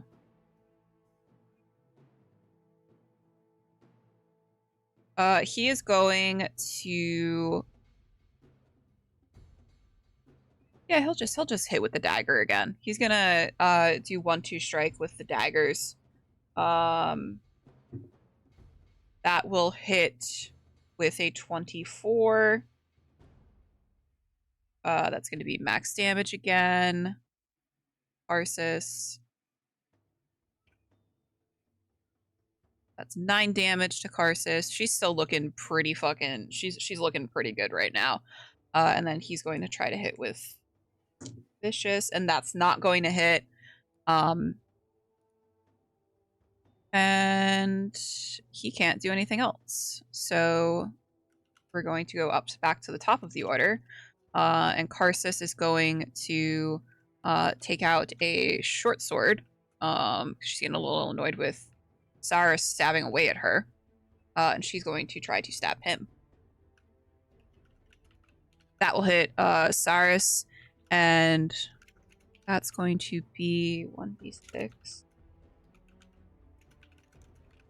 So that's going to be 11 damage to Cyrus.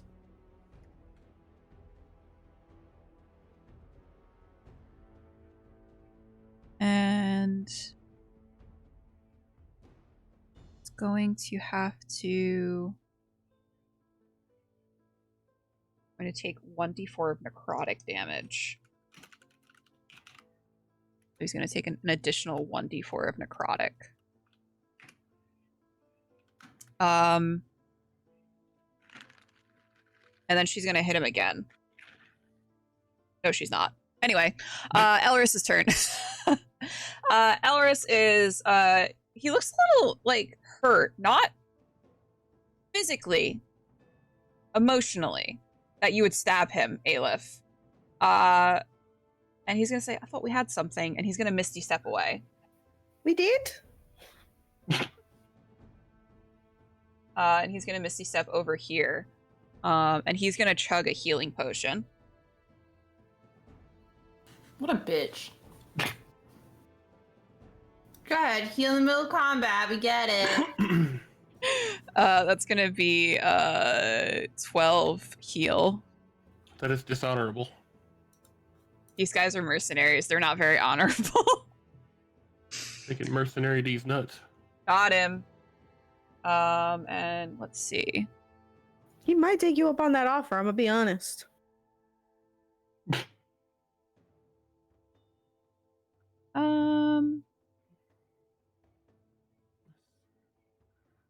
bitch shoots across Okay, both so he's gonna cast Chaos Orb at you, Eilif. Well, Oogie, Don't. how about that? stop that. Stop that. What's your AC, Eilif? It is 16, I believe. Okay. He got an 18 on the roll, so he's going to, on a hit, the target takes 2d8 plus 1d6 damage, but the damage is randomized. So you're gonna take. You're gonna take 13 acid damage. It's rude. Bit rude, isn't it? It's genuinely Rude, isn't it? rude. It's a bit rude, isn't it? Bit rude. We're just here helping this man here, and you're over here doing chaos orbs. Bit rude. Bit rude. And that is Elris's turn. We are back to Oleyna. Okay, Olynya's pissed. She's mad. Let me make sure. Oh, is this within 120 feet? Yeah, it is, bitch. 2 Eldritch Blasts coming right up at you, Elris. If Please this do. hits, this is gonna have a d6 of necrotic damage. First one is 12 plus 9. 21. I hate to do this to you. What? He's gonna counterspell that. You fucking cunt! Not you, Elris. Anyway. He's Well, a cheeky little bitch. Yeah, well, I'm gonna do it again. Okay. I'm gonna do it again because I get 2 blasts. Okay. You can't counterspell twice. It's a No, he can't. reaction. It's, guess what? It's the exact same roll. It's another 12 plus 9 is 21. Bitch! How much damage? Let's find out together. To D10. I had to find one. It's 5 plus a D6 of necrotic damage. Guess what's max damage, baby? It's a 6. Fuck you, That's- fuck you, fuck you. 11? 11. Anything else, Oleyna? Yeah, she's gonna to this guy. Olenya's found Um, rage. Yeah, and then she's gonna duck under the fucking barrel again. You blast him in the shoulder, in the abdomen with the Eldritch Blast after he counterspelled you, and you do the little and he goes back to you. No. And it is now Moss's turn.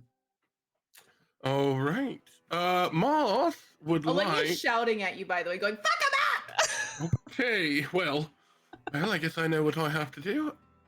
How hardy does Ceres look? No reason, except for maybe there's a reason. He's at like a third of his hit point. No, 2/3 of his hit points right now. He's fine. Let's cast Stinking Cloud. Okay. And let's get both, or we're gonna have to get all 3 of them. Okay. It'll basically be centered on Ceres. What's the radius? 20.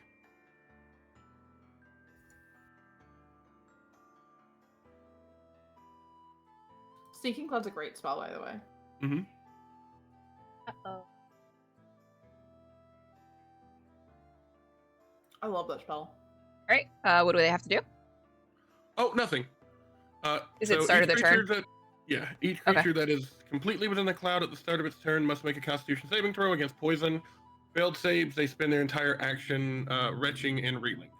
Okay. Is that all for you, Moss? Let's go ahead and, you know what, while we're here, let's inspire Eilif again. Eilif, And your that will turn. be my turn. Awesome. I have been trying to figure out, so if I go from the barrels up to 5, 10. If I go there, would I be able to jump up here? Yeah, that's kind of it's like I would say it's like a 5-foot height, but I'm gonna give that'll be just 5 feet of your movement. Okay, so it'd be 25. And then because 5, 10, 15, 20, 25, 30. So 30 would be there, but I'll do there. Okay. If I land there, actually I can go in there.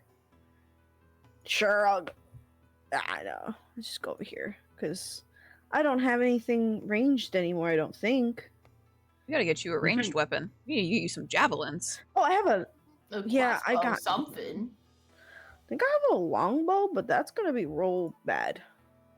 I mean, you can go in, hit him, and come back out as long as you don't start your turn in it. You're fine. I think she doesn't have enough movement to do that.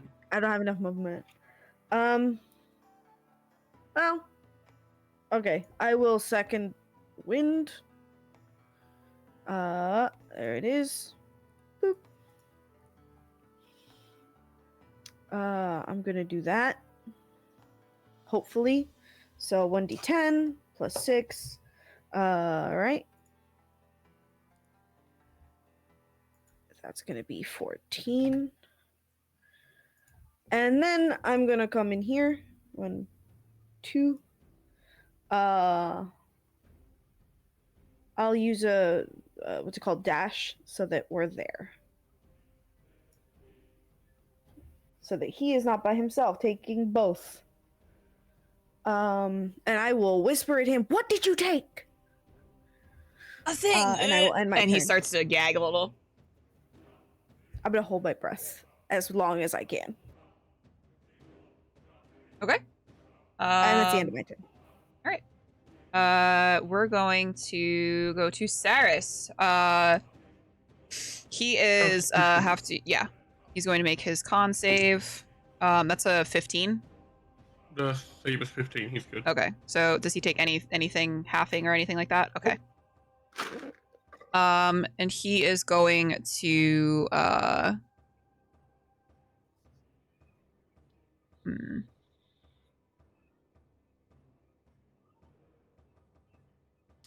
He is going to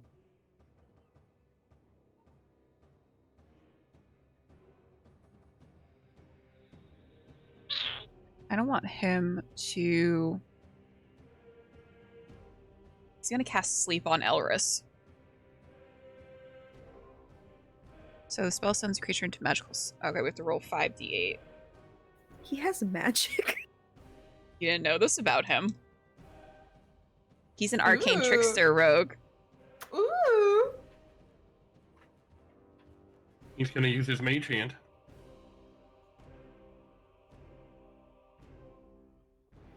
In 5, 28. And Elris currently has 21 hit points. So Elris is going to sweepy night night. He's kind of the sinking cloud, like he's kind of in a weird place between he's like gagging a little bit and also falling asleep. And you just see him sort of just like slump. He narrowly avoids falling off the edge as he falls unconscious. We can fix that. And Sarah bonus action disengage from Karsus and leave the stinking cloud. That's nasty. Nasty, bad, no good. Nasty, gross. And that's the end of his turn. As he sort of emerges from the stinking cloud going, that's disgusting. And it is now Karsus' turn. Zowie. Karsus is going to make that con save. That's a nat 20. She got a 24. She is going to take her longbow and aim it basically, actually she's going to move back one. No, she's going to move back here. Just to the top of the stairs, and she's going to aim her bow at Eilif. And that is going to be a dirty 20 to hit. Yeah. That's going to be 14 damage, 14 piercing.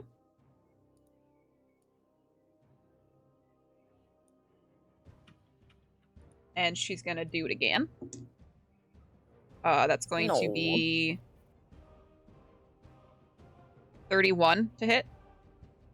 Silvery barbs reroll. Thank you. That's a nat 20. Fuck. You made it worse. It's okay. It does, I'll be fine. Silvery No, Barbs no, does have to take the no. lower one, though. Yeah. They have to take the lower one. All right, still hits. And I will give Eilif advantage since, it didn't help at all. That's going to be fair, this person has a plus 13 to hit.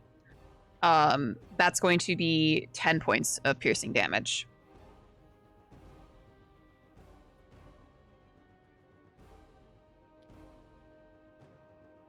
That's stinky. That's big stinkums.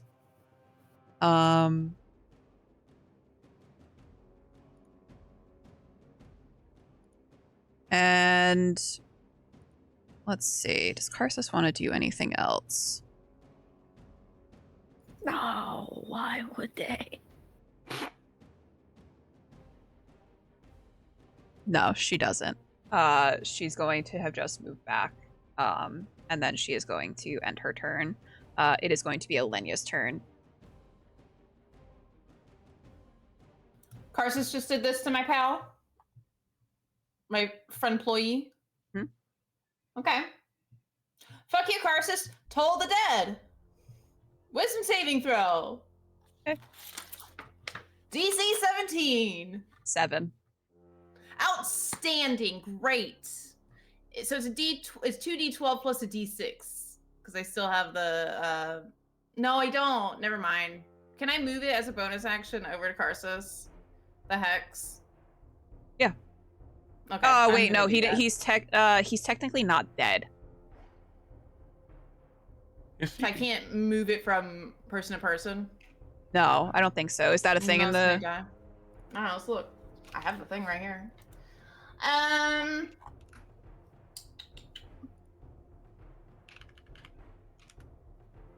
No, you cannot move it. Okay. But that's okay. So it's 2d12. First one's a 6. Second one's a 7. So 13. Yeah. Get fucked Okay. on. Karsus is gonna hold her head as the bells ring. And she is going to look to you, Oleyna, and she's going to move her arrow to you. But it's not her turn. So we are going to Moss.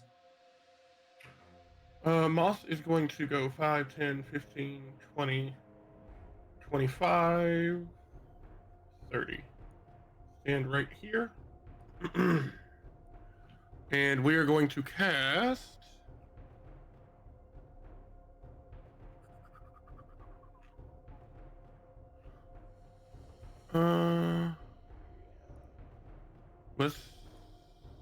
Let's cast Ray of Frost.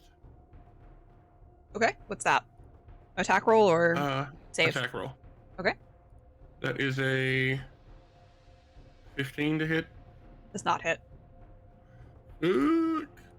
Alrighty. Well, everybody's inspired. I guess no, I'm not gonna inspire him. I will.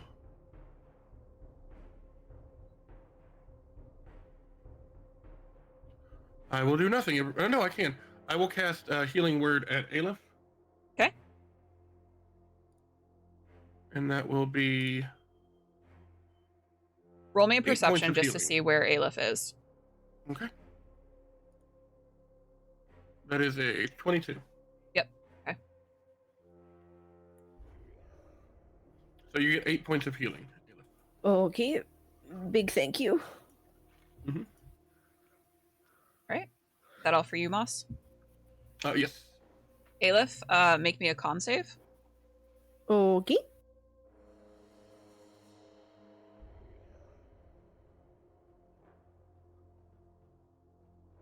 $15?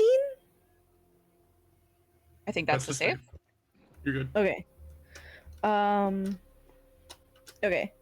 In that case, 5, 10, 15, 20, 20, 25, Are you moving? 30. That's Elros Bibs. Oh, wait, that's Elris. My bad. I'm sorry. It was Move right his next to me. unconscious ass back. I dragged his body that way. She threw him. 5, 10, 15, 20, 25, Yeah, 30. yeet. Should be there. I'll attack her again. Sure, why not? Okay. I'm here. That's gonna be a 21. 21 does hit her. Okay. That's gonna be a how much do I get add to that? 14? 14 damage. Okay. I'm gonna do it again. That's gonna be 18 to hit. 18 does not hit. 18 does not hit. Okay. Nope. Actually, I have the inspiration that Moss gave me. So I'm gonna use that. It's a +8. It's a D8, right? D8. Yeah. Add it to your attack roll. So that's gonna be, what did I say before? 18. 18? 21. That will hit. Okay. And that's gonna be 11 damage. You remember you also have an advantage from my silvery barbs from earlier. Oh, I guess I could check if I. Well, you don't have to use it now because you've hit. But... Yeah. That's it. It should be that. What did I say? 10 damage. So. 11, you said. Huh? You said 11. damage. Yes. Yeah. Because there was Alright. a 7 on the die. So that's Eilif's turn. We are up to Saris. Saris is being a little annoyed, honestly.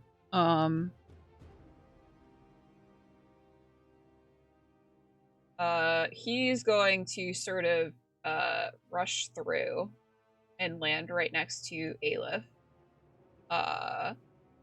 And he is going to cast he's gonna cast Web. That's like what, a 20-foot. So he's gonna cast Web right here. Trying to contain Karsus. And then he's going to say to Eilif, we should go right now. We should head on out. We should leave. Come on. And he's going to bonus action dash. And he's going to dash this way. And kind of call to the rest of you. Come on, time to go. Come on. Oleyna's pissed. She does not want to go. She's not ready to finish this battle. She wants to, like, murderize these guys. But she's also not stupid. So. I will say at the top of the round, you do hear footfall. And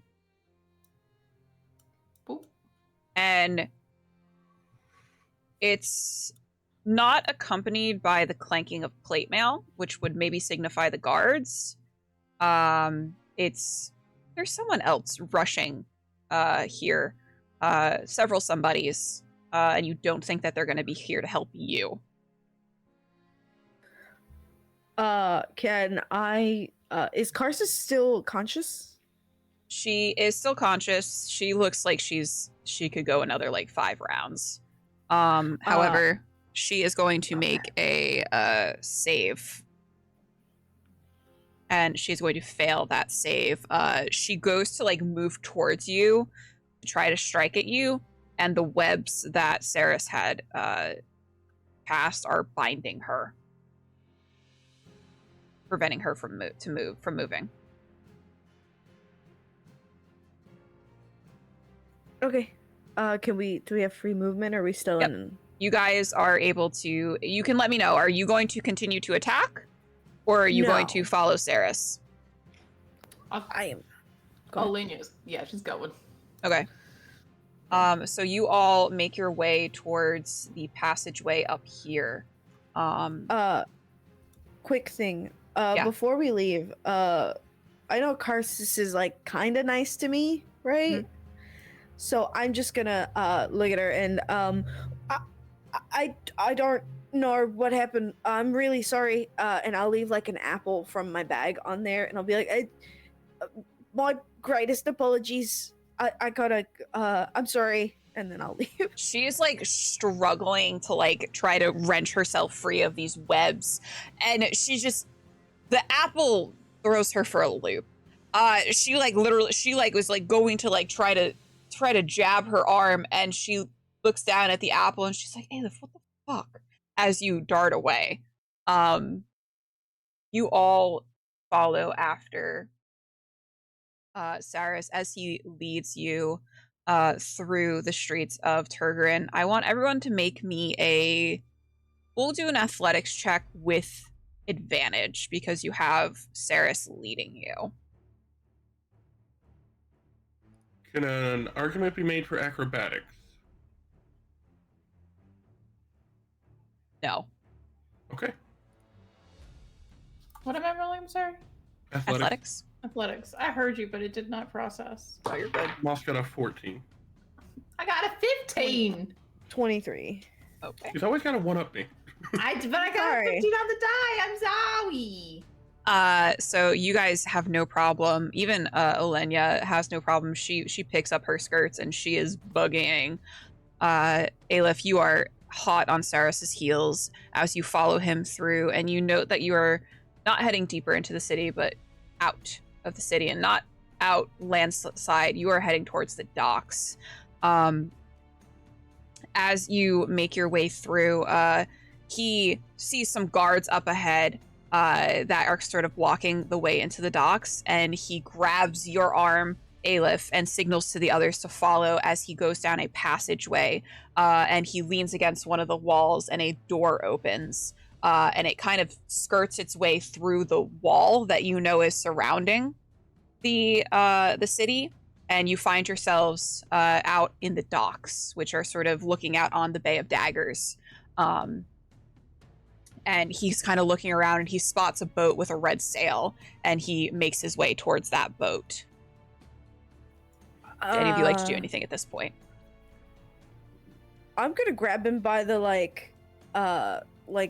was it the chainmail that he was wearing, or the leather? He's And I'll got just, that pull it like back. red mantle that he wears. I'll grab the red mantle and just like pull it back. It's like, He goes, "Huh." okay. Hi, hello. I'm in the city. Hi. You're in the city. I Mhm. thought you were in Icege. I thought you were in Dunbrig. Change of plans. We're going Change to of a party plans. in Nicege. We're going to the same place now. That's great. I'll look at the other two, and you want to get on the boat We should probably get on the boat. You're not going to make it through the city. Not after what just happened. I I don't think we have much truly- choice. I truly just want to see how this plays out between the two of you. So yes, I will be going on this boat. This is quite fascinating. What does she mean by that? Okay. Half the time I take a guess and am usually right. Oh, look, a boat. A boat. I'll so go. Mhm. I'll follow to get on the boat. You guys go onto the boat. There seems to be a man there. He seems to be manning the boat. And he looks at Saris like, "What are you doing, mate?" And Saris is like, "We gotta go. We gotta, come on, like pick up the pace. Batten the hatches or whatever. Let's go." And the guy proceeds to he starts to prepare the boat to depart from the docks. It's not a very large boat by any means. Eilif, you would know that this is like standard issue, like just it's standard issue smuggling boat that the Ring of Ash uses. The man that you noticed that was on the boat. He is wearing a scarf around his neck that is red. There are a couple of other people milling about, hoisting the sails and whatnot. I don't play very much Sea of Thieves, so I don't know these technical terms. But yeah, they're doing all that. And you guys begin to sail away from the docks. I'm gonna look at both Oleyna and Moss, and I really hope that whatever we had to do is done. Well, it appears it's done now. But you're heading to Knife's Edge. You're heading to Knife's Edge. That's where we're going. We just got here today. We had business. I was wanting to run back by the house, but that's. I was really Well, hoping is the to house- see if I could was the have house on somebody fire? out, man. No. Well, then it'll be there when you get back. Right. And Okay. hopefully by that time, the Circle Breast will have forgotten all about this. Okay, why were we in their territory, and why did we take something from them? I was hired to Okay. take something from them. Okay, and that thing is... Classified. I feel like it's not worth it, Eilif. Okay. I just got to a city, and I thought you were getting murdered, and so I helped Well, you. I definitely Now that I'm was. They were thinking about it- definitely going to murder me. Okay, so if we're taking something that's going to make the other people mad at us, maybe we should not take that thing, you know? Well, I was Regardless hired of to how do much- it, though, and Larkin would get really mad at me if I said no, because that was a lot of money that we got paid for that. How much? At least 10,000 gold. Okay. All right. I really So want what to know what it was. What you're saying is we are now firmly enemies. Okay. No, it's just like, it'll be fine. Like, it'll blow over. I'm sure no one really will say anything. Elris and Carsus like you, Eilif, so I doubt, like, they're probably not really going to be super mad about it. Me, however, they abhor. Yeah, they so don't like you. no, that's why they were gonna stab me and shoot me with Yeah. arrows. Also, could you get this out of me, please? He still has the arrow sticking at him. Can I like push it through and then pull it out? Oh yeah, he said, not really what I meant. Moss will walk up after she pushes he will not do anything before the arrow gets pushed through, but as it comes to the back, after a moment, he'll place his hand on him and cast Healing Word. Oh, thanks. That's quite nice. That's kind of mentally. Why do I taste that in my mouth? You'll get used to it, maybe? And Okay. he does heal for 9 points. If that's... Okay. Yay. He's looking a little better. So, and he sort of leans on like a barrel. What brings you all here? Adventure. Oh, I Passing thought that's. Oh, two different answers. He looks at Eilif, waiting for Eilif's answer. What are you looking at me for? Well, you were going up to Dunbrig. You had a delivery. How was that? Went off without a hitch. Guy said something weird about me, but I tend to like ignore people because Oh, they're kind of mean to me sometimes. what's it mean to you for? No, I like gave him the box, and then he said something about like the evil state. I don't remember. It was very strange. But I ignored it, and then I went about my business. And then the guy I went to go see, he had fuck all. So we're paying him for nothing. Well, are you sure? He said there was nothing. You couldn't find anything. No. He said unless they're in Rune, which means that I'd have to go to Rune because he can't go there. And So he looks concerned at this point. And he's like, "And are you?" well, right now we're going down to a party in Knife's Edge. Oh, that's lovely. But but no, yeah, no, I think I have to. So here we are, on a boat, away from people that are trying to kill you, and probably me now. Aw, they love you, Eilif. They wouldn't. Well, they would try to harm you, but they definitely won't try to kill you. Like, they definitely were, like, maim, but not maim to kill. Yeah, I'm worried about the main bit. I need all of my parts. Well, you made it out. I think we all did quite well. You know, Cyrus is like, he's like trying to play off the situation because he's wanting to move on from it. Eilif. Yeah. I'll just you met them before.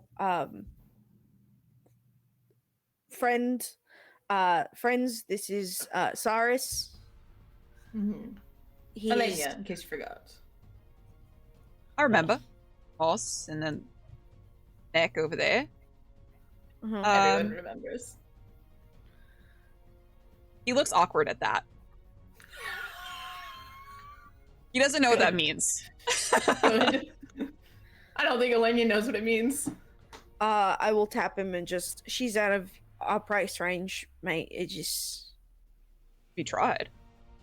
no. Okay. I'm don't Okay, want good. to. Good. Whoa. No, it's nothing against you. I just I like a connection, you know, and I Yes. just I suppose. it's meaningful to me and Do all. we not have a connection? As friends, we're friends now. Eilif. Friendly, yeah, we're friendly. I just don't want to have Oh, sex we're with just you. friendly. We're not friends anymore. I see how it is. No, we're friends. I Right, just don't okay. want to have intercourse with you because it is not really. So you don't want to have me. intercourse with your friends. What you're saying? Well, Right. with Okay, so it's me. no, You see, I'll look at Cyrus. You'll see a slow smile starting to spread across Olena's face. No, It's like she's if I had tormenting you. to, I definitely would. I wouldn't be opposed to it. I just No, it's to your not- back, right? I understand. I guess it's I fine, feel like darling. I'm gonna stop talking now. Darling. She's gonna just slowly pat Eilif on the top of the head. There, darling. So, Right. how was Dunbury? Everyone, kind of expected not to see any of you again, to be honest. Well, except for Eilif, but I made friends, so I'm helping them. you made friends. Got it? Yeah. War's ended, so that's nice. Yeah, I heard about that. Weird. Yeah, I don't believe it for a second, but hey. No, something's shifty with that. We have a couple Yeah. of people heading up to kind of see what might be going on. Expect to hear back from them in the next couple of weeks, hopefully. You are going to Ruin. I believe so. How are you gonna go about that? They usually shoot to kill over there. I was gonna swim. Like, all the way around? I was making a. All right. Oh. You know there's sharks in the water, right? I'm okay. This is not going as I thought it would. Are there any jobs going to Ruin? No, we don't do business over there. Mostly because they don't do business with us. We would be open to like negotiations. That'd be great. That'd be a lot of I money. could maybe start there. Maybe if they don't murder me on site. Honestly, I'm not really worried about the business aspect. Eilif, I'm more worried about you as a person going over there and getting, you know. I'll be fine, I think. See, I tend that's to the be thing. quite I think charming. that's the part that worries me. Is you? I think, but you know, you don't know. Well, they say that they're like, and I'll point to Oleyna. They're like, they might like her. Who would they like? Me? Who? You. Who them? You. Would I like them? Oh, I don't know. They say that there's people there. I mean, like Assume like a Drow. drow. Yeah. Yeah. Right. I mean- Well, everybody likes me. Yeah. You're very pretty. Thank you. So You're are very you. pretty too, though. Sure, most people like you. I think most people like me because I'm very good at my job. So you think Eilif's pretty? Well, yeah. Like I've got eyes, don't I? Oh, of course. So do I. I agree with you fully. She is very beautiful. That's very Yeah. interesting, though. That's Anyway, I'm gonna die in ruin. no, you're not. No, You're fine. you're You'll not. be with Not me. doing that. That's what we're not doing. Oh yeah, no, we're gonna not. Yeah. But we have a party to go to with whom?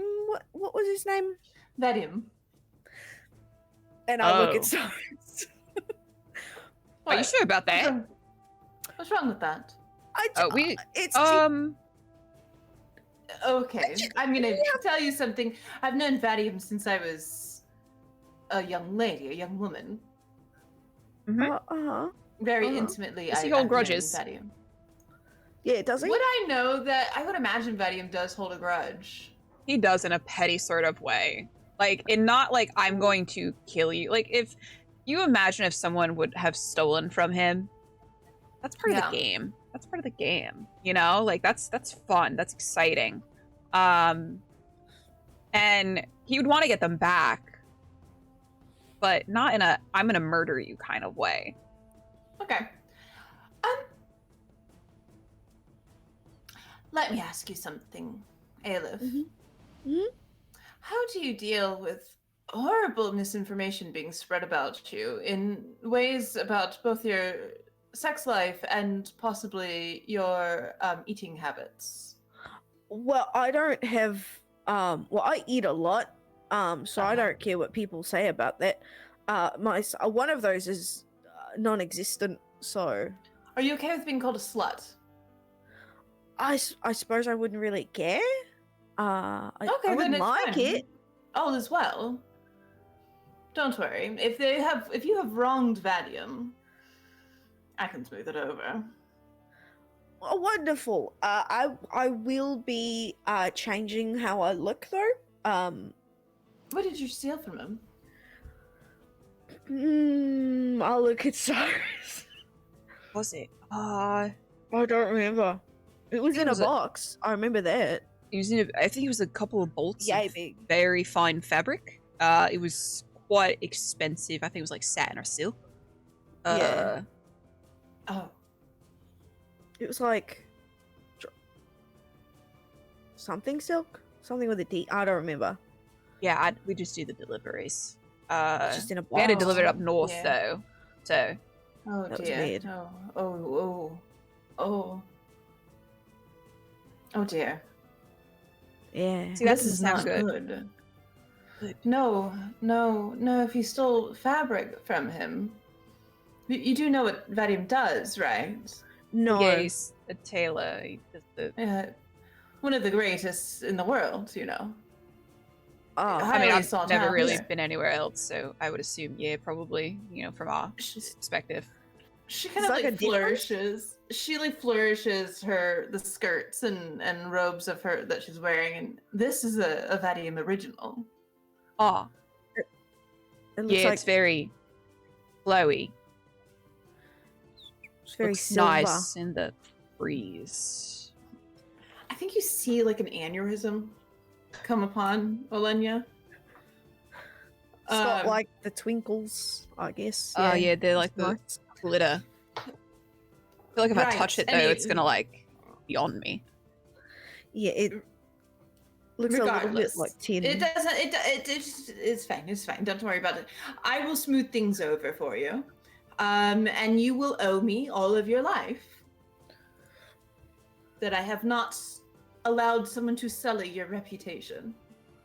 I mean, it doesn't really matter. I don't really. You Go owe out me into your life. society. You're not. So just agree with me, please. Thank you. Sure. Yeah. No, I Thanks. don't. It does I- make me feel better. I'll ask My- Mars. Well, Included in that. like who would care if I'm a slut? Well, there are certain certain benefits for having an unsullied reputation, though I don't know that your line of work really Yeah, needs that's the bit that. I'm confused about.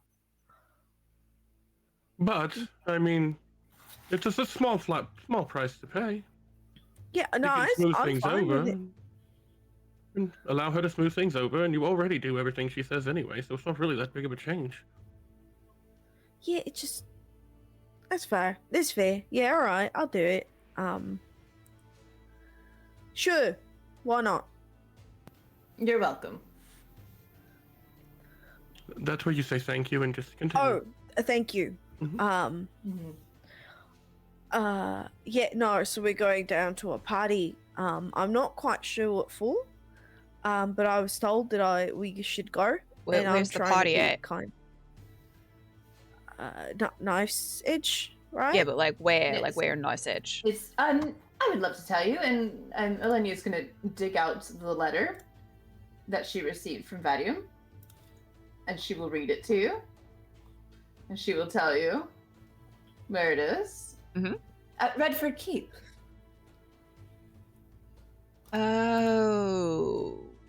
Oh.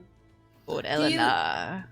Do you understand why it's very important for me to go? I think she kind of gives like a little wink. Yeah, I'm gonna be actually headed to speak to him anyway, so. Oh, wonderful. Now, when you What if you say come with us?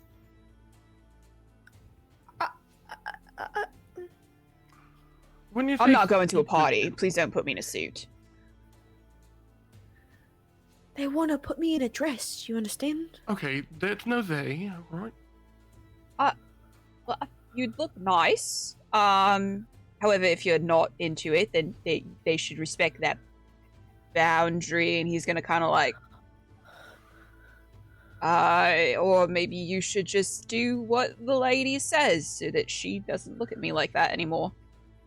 Yeah, her gaze is piercing. It's scary. I don't want to go to that party. I don't. There's gonna be ladies there with their dresses and their things and shiny stuff, and I am not a part of that crowd. I mean, Eilif. I'm gonna point down at my makeshift like armor. He's gonna look at you because he knows who you are.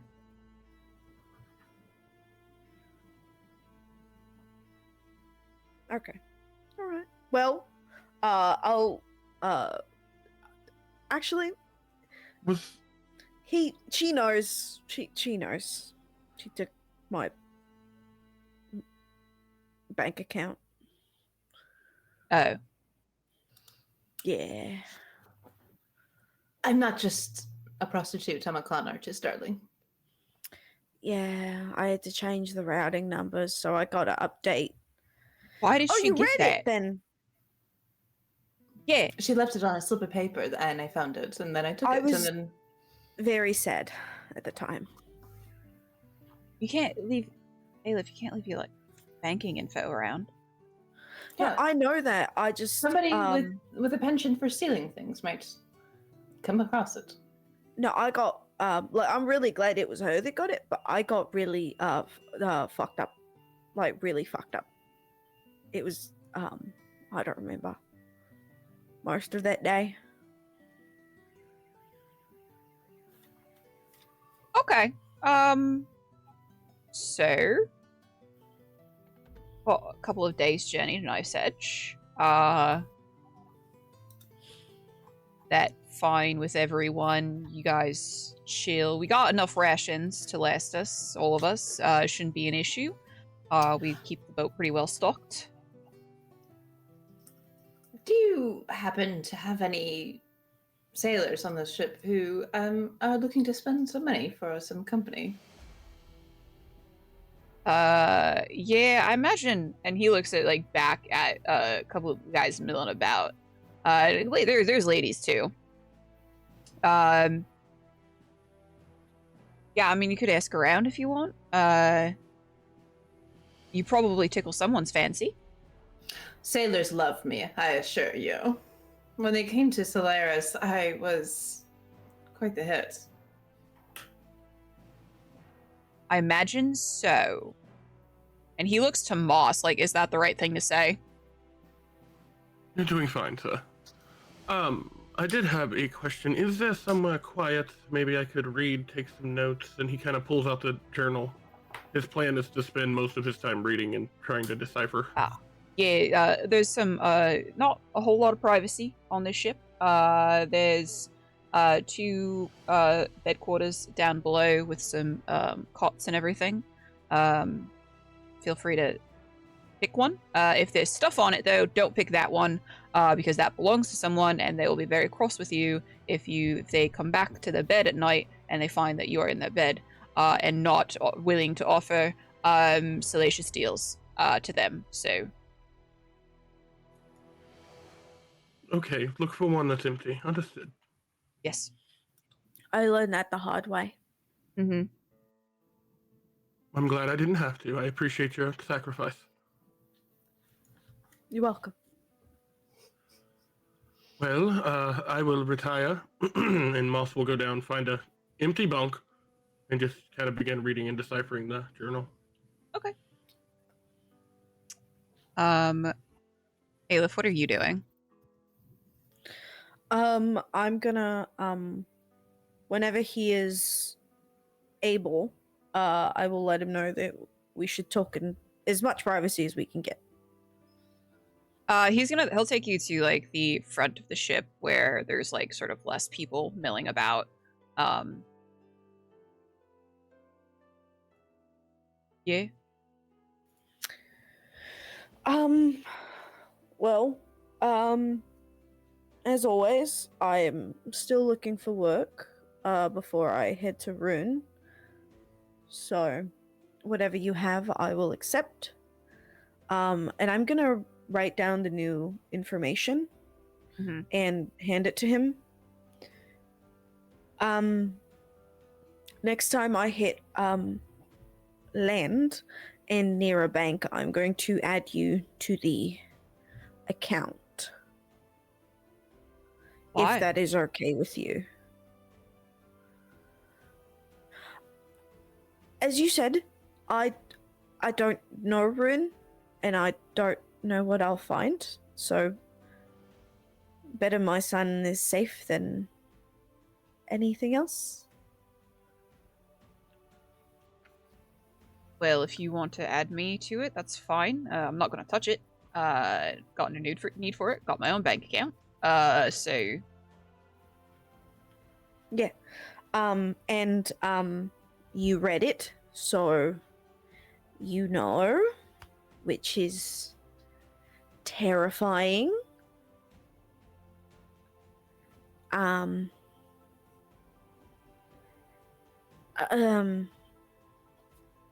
Surprise, I suppose. Saris is gonna sort of look at you. Yeah, you can't really hand me a letter and kind of expect me not to read it. I am like a purveyor of secrets and whatnot. No, I got that. I forgot to tell you to only open it if I, like, died. Yeah. Yeah. Well, I so mean, you read even if you really had told me, I probably still would have read it. See, you read the last bit then? Is I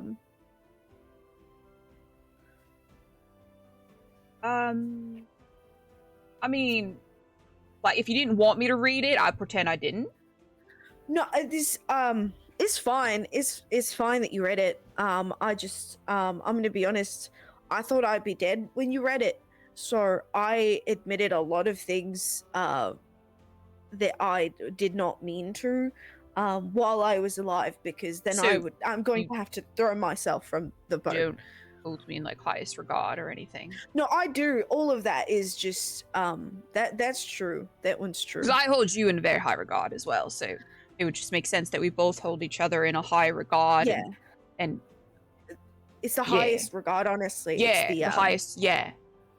I would protect you with my life if Hmm. that's what we're talking about. I mean, yeah. you just showed it, honestly. Yeah, You just came in, you didn't even ask, well, you asked a couple of questions, but I didn't really give you a good answer, but you still came to help, which is nice, and his voice cracks a little bit. And I would do the same for you. Obviously. Yeah.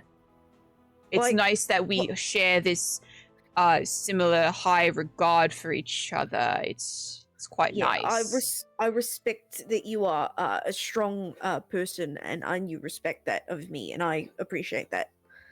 Like, if there was one bed in a like hostel, I would not be upset if you wanted to sleep in this. If you That wanna, I have a bed here on the boat. Yeah. No. That's good. If you wanna, I also would not be opposed. If I may have, not know the count of the beds, but if we are short a bed, I would not be opposed to you and I sharing a bed cot. I would not be opposed to it. My things would be safer in your rooms, I suppose, than out with yeah. We'll get a count on the beds and then we'll get that situation sorted, but it's just good to know that we hold each other in a high regard and would not mind sharing a bed if, push comes to shove, if we have no other option. Yeah. I mean, if we didn't have another option, but if we had no other option, even if there was another option, I suppose it would still not be strange. No, quite comfortable actually. I think we would very much preserve warmth. It gets a little cold here on the seas. So, yeah, is survival, it okay? I'll really. put my things. Yeah, I can put go my ahead. things. All right. I will. I think I wrote him a letter telling him about the party. And all of their secrets. So that's what I'm. I guess I'll tell him. Okay. And now that there's new information, I will and when you come to bed, I suppose I will talk to you from the pillar. Yes. He says, yeah, we'll pillow talk. Yeah. I'm gonna go put my things away. I'll get some food as well if you want some.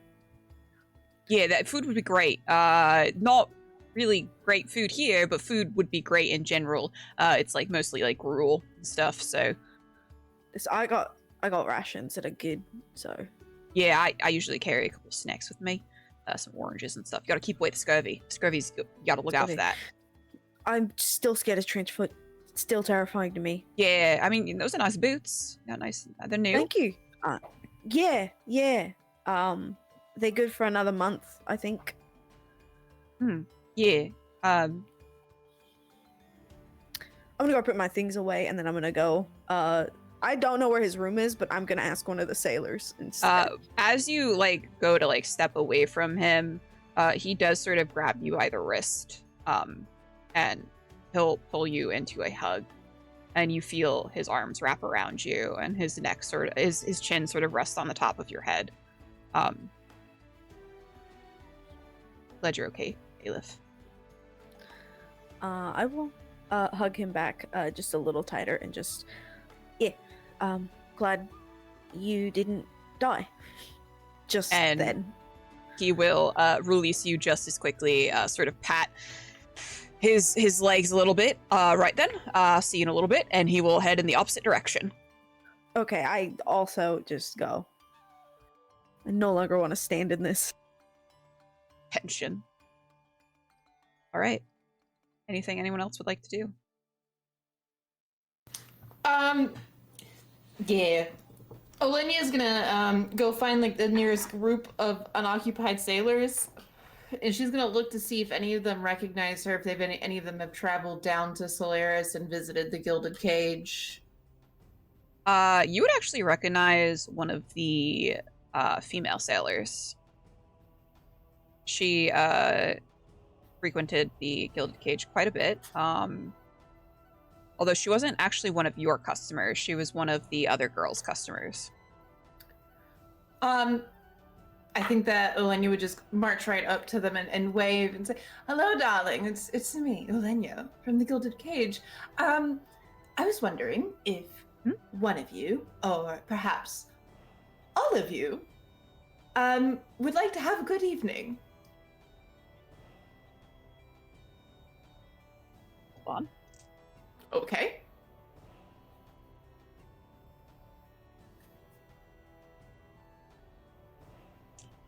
You see there's 4 people standing there, and you see 3 of them look interested.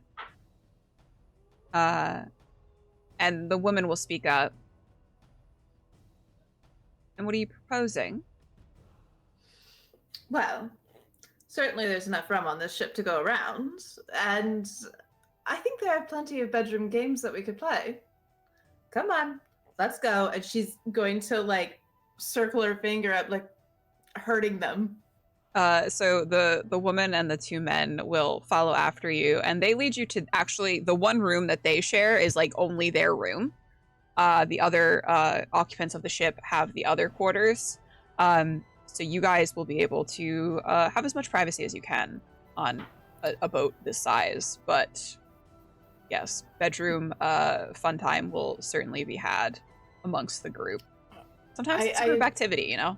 Sometimes it is. Like, I imagine as they're entering the room, she's got her hand out, and she's going to go ahead and collect payment up front. Mm-hmm. You have to offer a discounted rate, though, because it is a group activity. I will. So she will charge all of them a total of 150 gold for all 3 of them.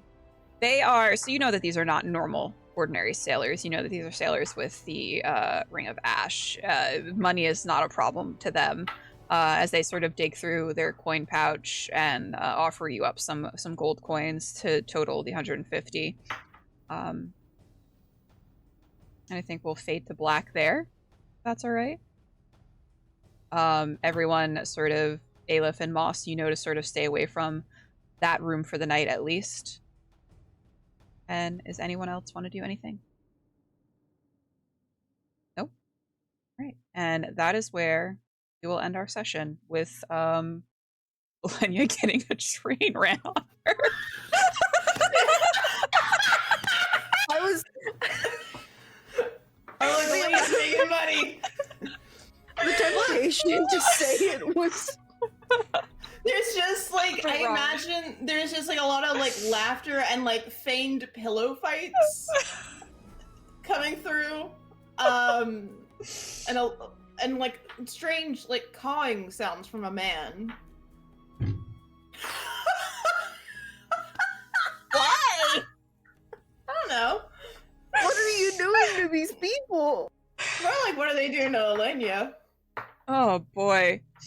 Anyway, why is he a bird? And it's like one of those where he's like, "Caw," and you feel like something happened to him in that moment. He found God. And her name is Oleyna. He found God. God is Oleyna. Oleyna found his prostate. Yeah.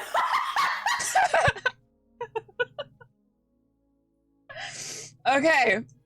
Thank you so much, creature. Thank you, guys. If we want to do a little round of introductions for our outro, Jay, go ahead.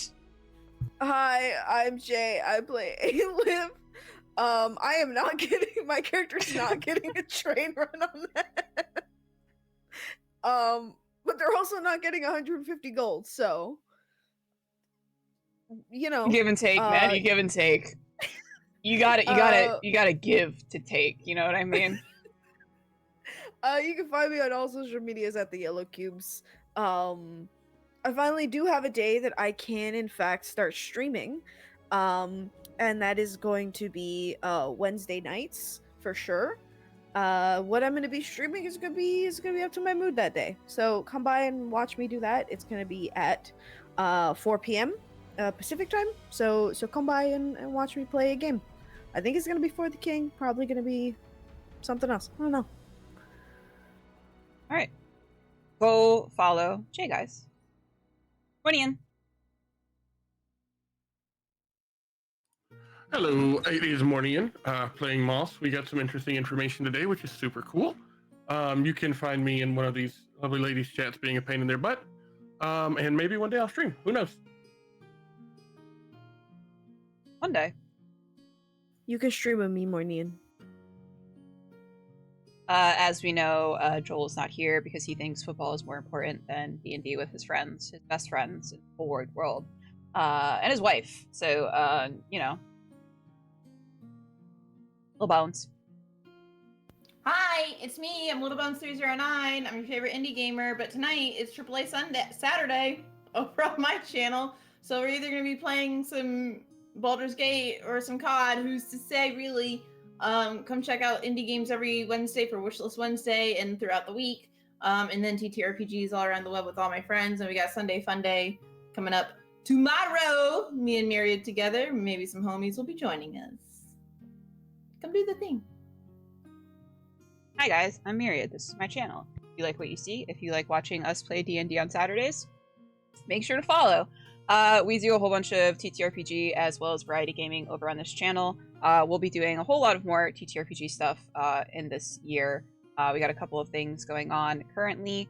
Next Tuesday, you can catch us, this same group here at 5 p.m. For the continuation of our mini-series, The Haunting of Greyfall Hollow. We are utilizing the Sagas system. And yeah, I don't have my schedule set for this upcoming week. Make sure to come back tomorrow to Mine and Bones' channel to hang out with us for Sunday Fun Day. Yeah, we're gonna go raid over into Havoc, who just showed up in chat. So stick around for the raid, guys, as we go raid over into our good friend Havoc_RPG. He's a good guy. He's a good guy. He's a good guy. Good streamer. Good friend. Good friend. Great friend. Guys. All right. Bye.